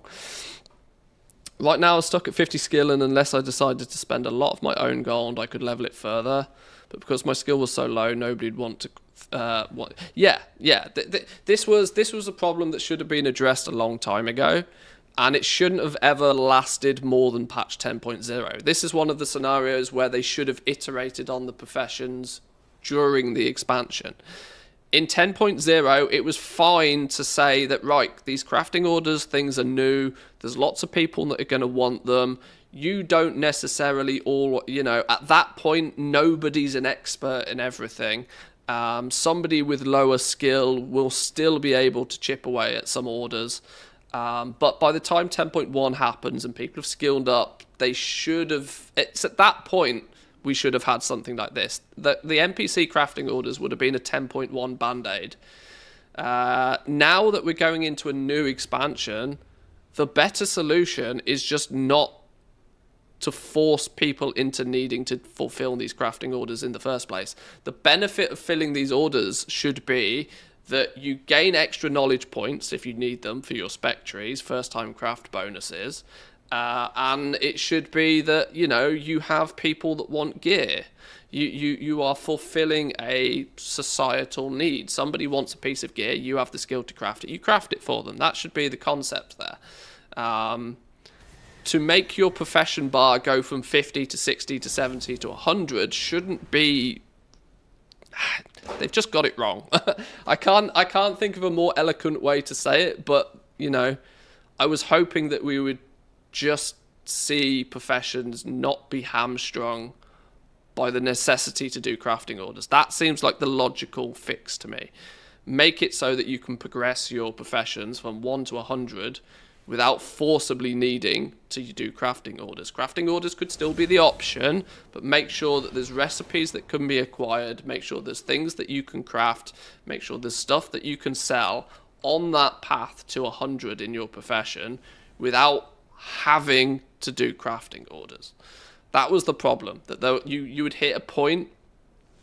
Some professions it was slightly different, but usually between skill 50 and skill 70, you would hit this brick wall that you could not surpass without doing crafting orders, which was just poorly implemented in my opinion. Anyway, okay.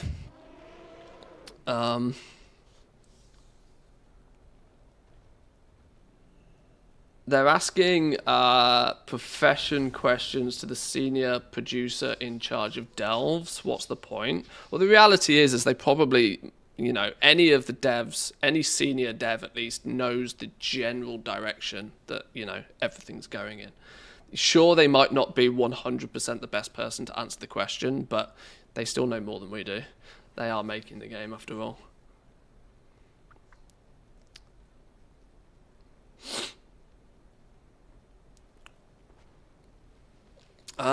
Is there a plan to change the work order system so that public orders have to have all the materials listed like in the Dragonflight beta? No specific plans around making requirements around the way public orders are listed. Part of what we're trying to do is instead is make it more accessible broadly. Definitely understand the requirement. It doesn't feel good to go in and have a whole bunch of people posting stuff in the crafting order system, basically asking crafters to submit everything. Part of the reason that happens, we think, is that there's a whole bunch of people who would like to engage in the crafting system who aren't. So sometimes people still provide that service even though they are being asked to front all the materials.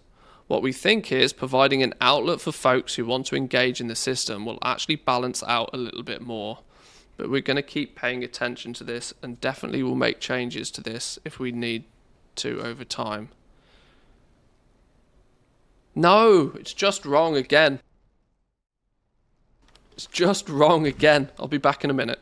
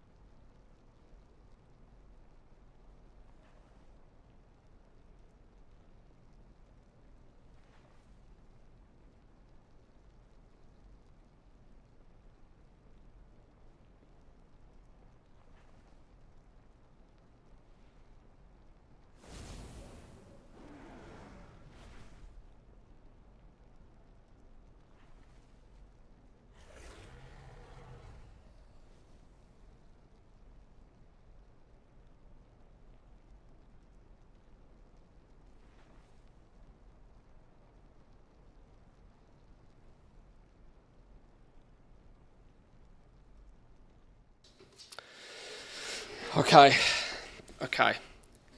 The problem I see here is the same issue that I often see Blizzard have. And it's that they seem insistent in trying to gaslight people into believing something that isn't true. This is once again a really good scenario of trying to distract people from where the problem lies.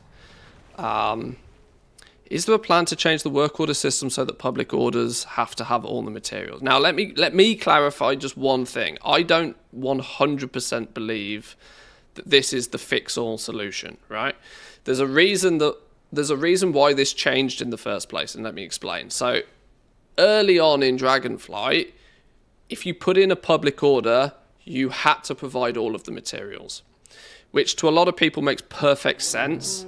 But that in and of itself caused another problem. And that problem was that, well, if every order has all of the materials, there's absolutely no reason to never fill the order. That means if you see an order, you know that you can categorically 100% fill that order without even using a single brain cell of power, right? You just see the order, click the order, fill the order. 3 button presses was actually all it took. Click the order, press the accept, craft the item, and then send it back. 3 button presses, done. This meant that public orders had the open appearance of just not existing, because they were filled instantly by anybody that had the opportunity to. They were just insta-sniped, because there's no reason not to do it. You have to provide that some sort of cognitive thought about, should I fill this order or should I not? And so their decision was to make it so that you could provide some of the materials, none of the materials, or all of the materials, which I think is once again too broad of a solution. You kind of... Now, I've had a controversial opinion on this, but I still stand by it, that I actually think the best way to deal with this system is to make it so that with public orders, and let me clarify, public only orders, you don't provide any materials, unless it's like a spark, right? A bind on pickup material specifically. Public orders, I think, would be in a much better situation if you provide nothing. That means you remove one of the variables, and the only outstanding variable to create a difference between the different orders is how much somebody tips, is the commission. Crafters will have some idea of how much it costs to craft that thing. Now, admittedly, the default UI in the game doesn't make that particularly easy, because the game doesn't track the prices. We have add-ons like Auctionator, Craft Sim, TSM to do that for us. But as a crafter, you will have a reasonable idea of what it costs you to craft a thing. And you will then practically be able to see based on the commission, and you can go, right, well, that commission is close enough to my crafting cost for me to fill it, or it's not. And if it's not, you just don't fill it. It removes a huge amount of the confusion from everybody. But this is whether you agree with my opinion on that or not is it kind of doesn't matter. The issue is, though, is that they're trying to deflect that the reason that it exists at the moment is for some other reason, which it just isn't. So it doesn't feel good to go in and have a whole bunch of people posting stuff on the crafting order system, basically asking crafters to submit everything. Well, no, that's also not true. That's only not true if the commission is dog shit. I shit you not, if somebody places 100,000 gold commission but provides none of the materials, that feels really fucking good, right? It feels incredible. As long as the commission, as long as the tip is good enough, it can feel good. This isn't a true statement. This is only true if the commission's dog shit. You've got to consider all of the variables. part of the reason is that that happens, we think, is that there's a whole bunch of people who would like to engage in the crafting system who aren't.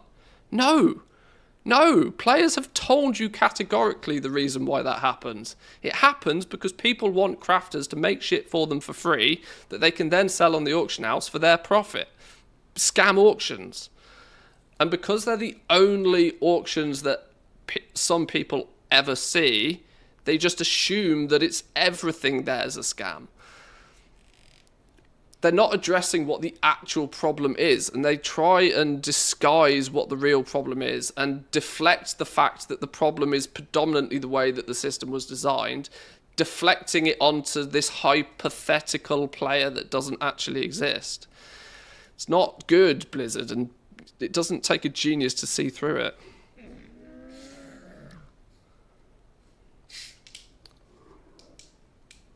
I just hate that I have to use trade chat or just contact somebody outside of a work order system not to get messed over by people using resourcefulness gear or having too low of a skill. Once again, this falls down to a design choice, right? If they made the recrafting of gears more simplistic and more straightforward, public recrafts, for example, would fix that problem. You could very quickly, without much thought or effort, put in a public order with a few thousand gold tip for a piece of gear to be crafted for you. You don't have to worry about any of the materials. The crafter guys know what the materials are worth and stuff. You'd get your order filled very quickly. It might not come back to you quality 5 first time, perfect every time. But if they make the recrafting system quick and easy to integrate with as well, which was the initial design, then that becomes not a problem anymore. If it comes back to you at quality 4, at least you got it really quickly. You didn't have to wait for your item. You could go off and do your Mythic Plus, go do your raid for the evening, whatever the case may be, and then in your downtime between your main content, then you could look for somebody to do a recraft, and a recraft would have to be, a recraft would have to come back better. The simplest solution, if you put in a recraft order, if you put in a piece of quality 4 gear for recraft, the requirement then is that the recraft has to come back as a higher quality, right? And so if you get something quality 4 the first time, it doesn't feel bad because you can always put in a recraft and you'll get it come back to you as quality 4 when you need it, right? It's a smoother way of doing things. There's so many simple solutions they could have done to make this entire system better that they weirdly choose to do none of, and then choose to do what I consider band-aid fixes and then try and distract people from what the actual problems are. It doesn't make sense to me, and I don't know why they do it.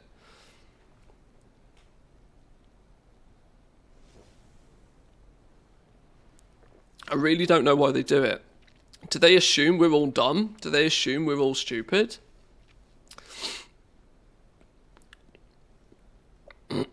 I wish they'd add in more stuff like the elemental souls, special armor scraps that only a blacksmith can smelt down, or special leathers that you have to seek out as a leather worker.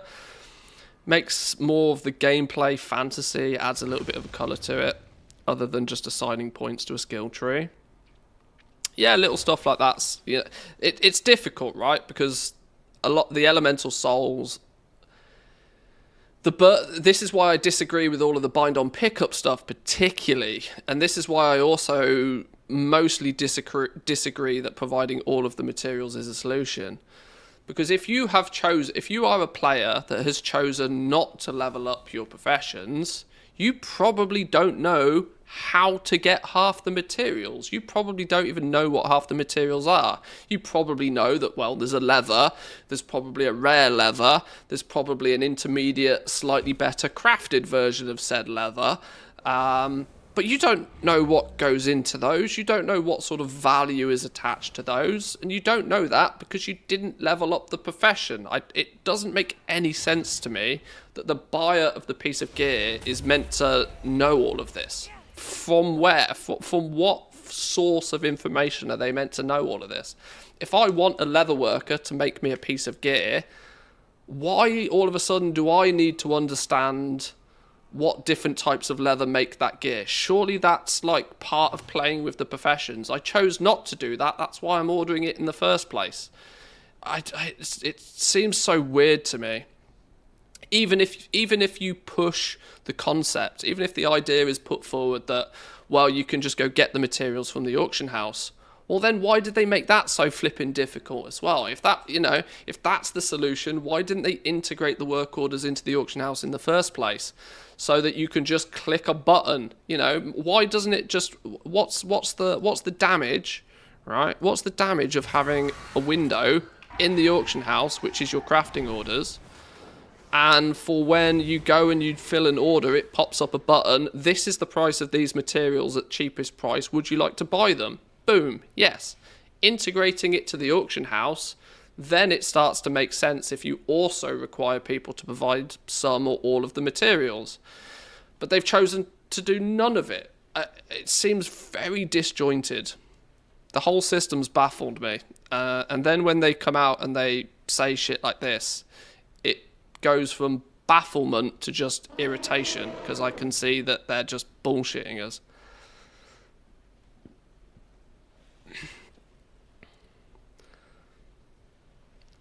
The orders with no materials and 1 silver commissions just shouldn't be allowed to enter the public orders. There should be a minimum commission to cover the cost of materials calculated via the auction house in the background to enlist the order to the public system.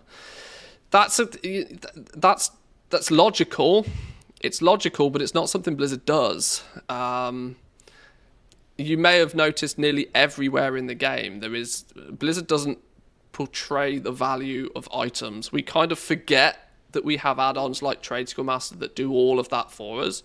If Trade Skill Master didn't exist, we wouldn't have a flipping clue what the value of most items were. We'd be back in the decade-old versions of people scanning the auction house once a day to get a snapshot of the prices then and there.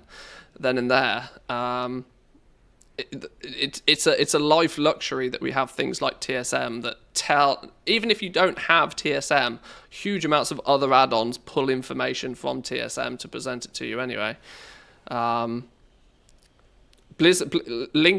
Linking prices to the auction house is something that Blizzard have, I think, quite deliberately chosen to never do, to allow the economy to sort of do that itself, if it makes sense. But that is just the concept of minimum commissions and calculating the prices by the auction house is a solution to a problem that can actually be fixed in a much more simplistic way, I think. That's adding layers on rather than taking a few layers away and getting back to basics and sort of doing it right from the start, if that makes sense. I don't know. I find it difficult to explain these things sometimes, but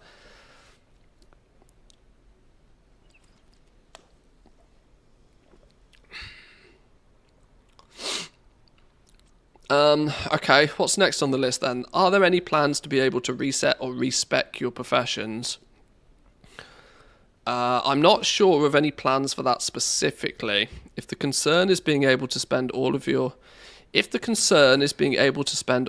time in a profession talent tree and then feel like you made the wrong choice or don't want to do jewel crafting anymore, want to go back and do tailoring and make it a bit easier to do that, I'm not aware of any specific plans that we're ready to talk about today, but it's definitely something that I'm happy to chat with the team about and see where we're at. 50 words of saying nothing again. No would have been suffice there. I think there's been definitely a big call out for folks who have invested a lot of time into professions, into the profession talents, and then decided partway through that they want to switch over. That's a punishing choice right now. It's something we're talking about, but we don't have big specific announcements to share about how we're going to fix that problem today. I can't say that in the War Within we're going to see updated recipes and updated talent system. It'll be the same basic system, but with new talents for the War Within. We'll have the crafting system. It'll all essentially work like it did in Dragonflight. Work is questionable. Unfortunately, that means that right out the gate for folks who've invested really heavily in the system, it's going to feel like there will be a barrier to switching, and it's something we're talking about, but we don't have anything specific to address it today.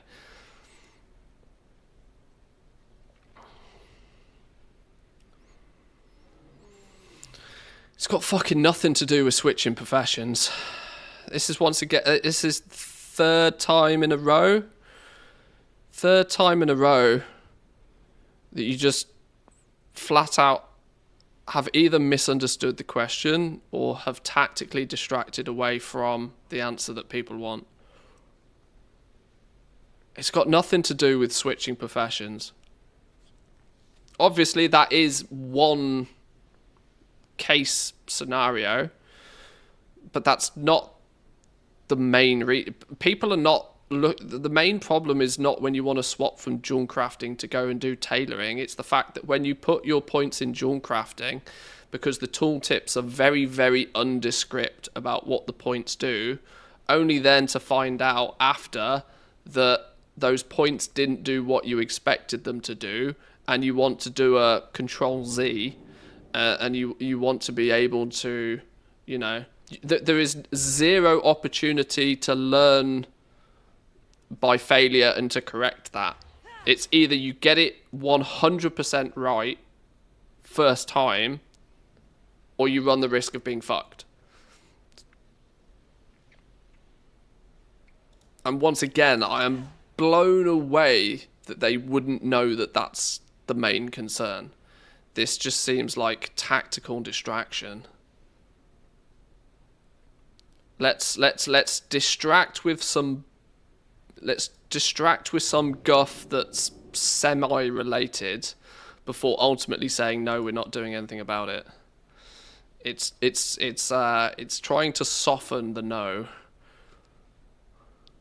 I wish I hadn't read this now, if I'm honest.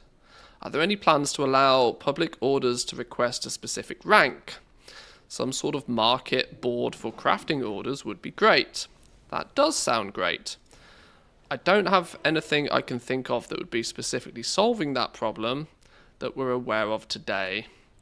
It's something I'll talk about with the team. I know the team talks about it. I've been involved in some of those conversations, but I don't know where we've landed in terms of actually executing on that. It's something I'll follow up with. There's another no. In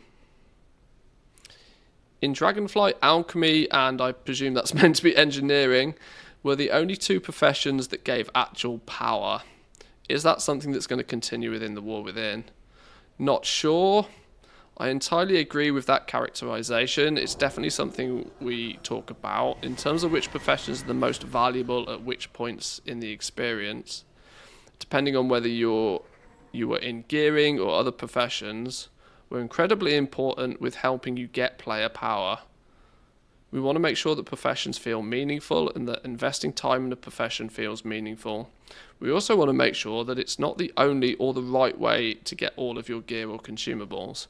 But potions and vials and everything else have been a really important part of raiding for a while, and that's a big part of what it means to be an alchemist. You can expect to continue to see stuff like that.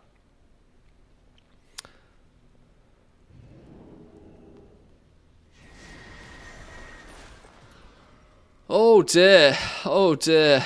These are political answers, aren't they? These are all very political answers.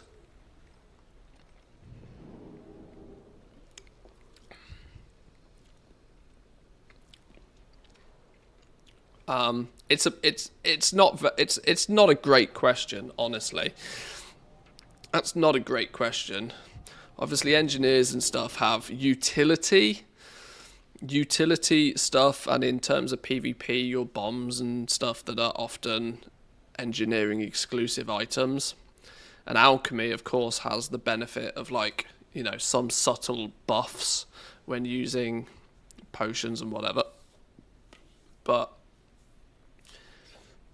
that's just the flavour of those professions generally. You know, a leatherworker, a blacksmith, a tailor, their flavour is that they make the gear that you wear. And they've obviously made a good system so that that love can be shared. Or they've made a system. And That's just, you know, that's just part of the flavour of these two professions. Wow.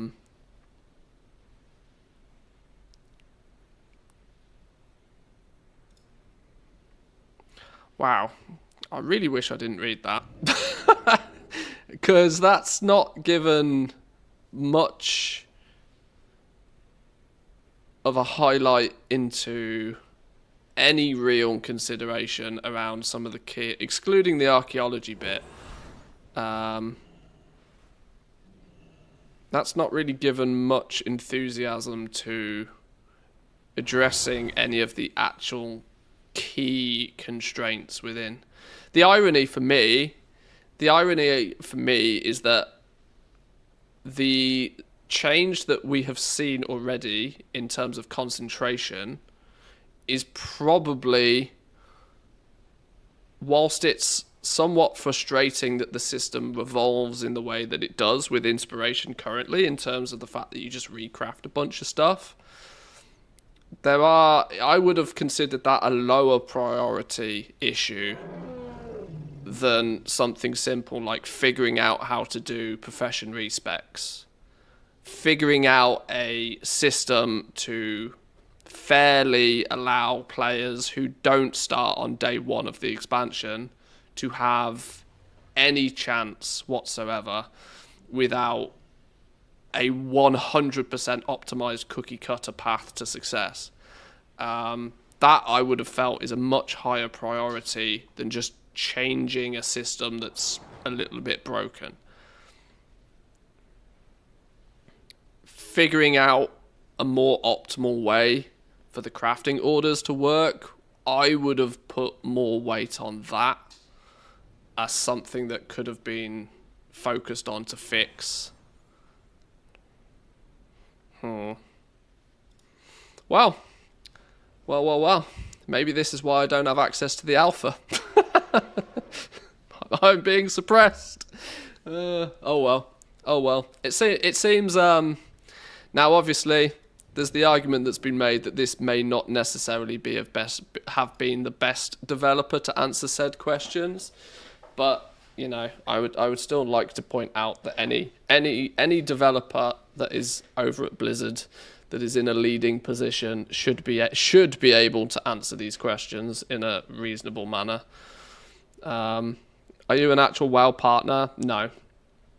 I'm not in those inner circles, which is why I didn't get the alpha. I'm in the same queue as everybody else, which, e.g., you know, RNGesus needs to prey upon me.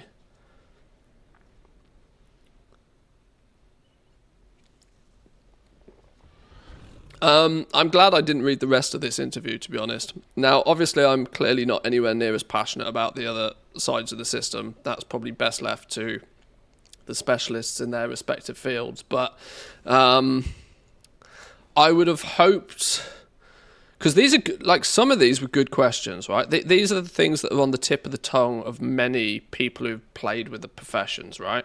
Is there a plan to change the work order system so that public orders have all of the materials? Now, that's putting forward a potential solution.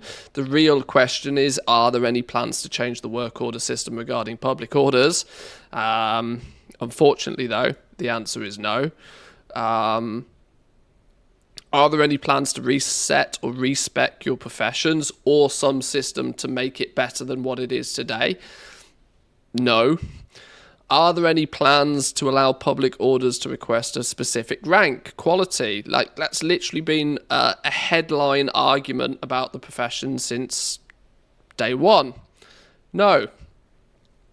It's disappointing that there's so many no's to the question. Quite good questions. Oh well.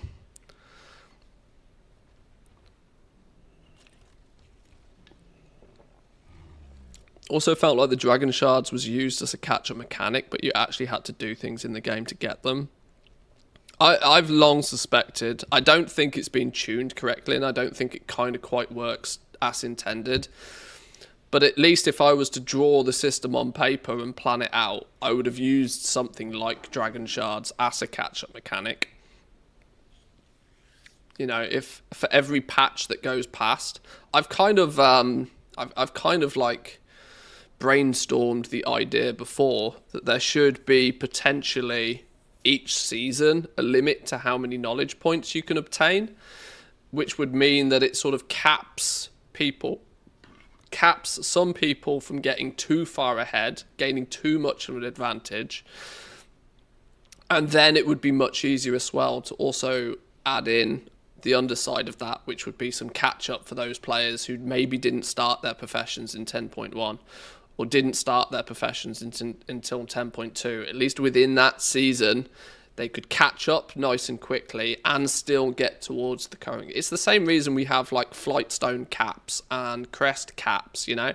It's to make the progress you can make somewhat limited to give everybody an equal opportunity. The lack of catch-up in professions is just blatantly obvious. Professions still taking over 3 months to fill out, even in season. Well, it's impossible. If you pick up blacksmithing today, there's physically not enough time, and this has been the case for quite some time already. You physically cannot cap out your that you need 800 knowledge points to cap out blacksmithing, which is give or take 5 to 6 months of consistent weekly 100% optimized knowledge point acquisition. It's physically not possible. It's physically not possible. Now, there's also the argument you don't need all 800 of those points, but there are people out there that already do have them. So you're competing against people that have already done that, and by proxy, some catch-up system is almost a requirement. Because otherwise you're competing against other players with no chance of ever getting even remotely close to what they have available to do. If your chosen path, if your chosen specialization proves to be too competitive, and let's also point out, you probably won't know this until you've done it. Another good reason for a respec on your knowledge points. You're not going to know that it's a non-profitable, saturated market until you've spent weeks and put all of your points in that path. Then once you have enough skill, you use the right materials, you've got your tools in order, only then do you find out that, oh, well, this is a no-go.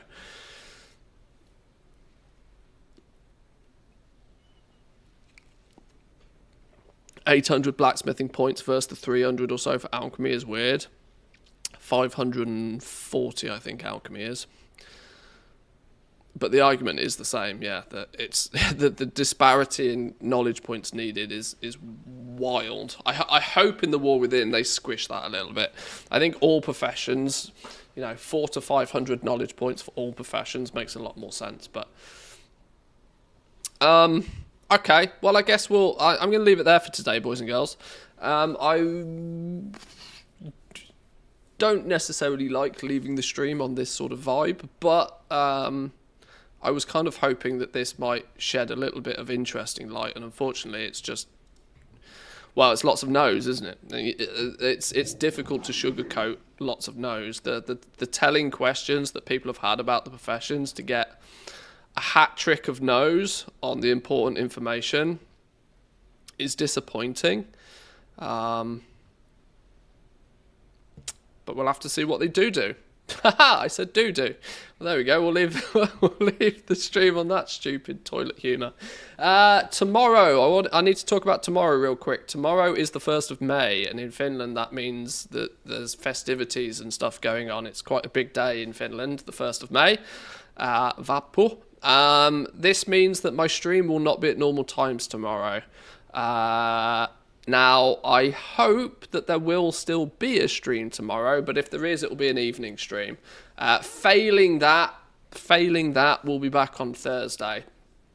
Thursday will probably be in an alpha wave waiting room. We'll see what happens. We'll have a vault to open.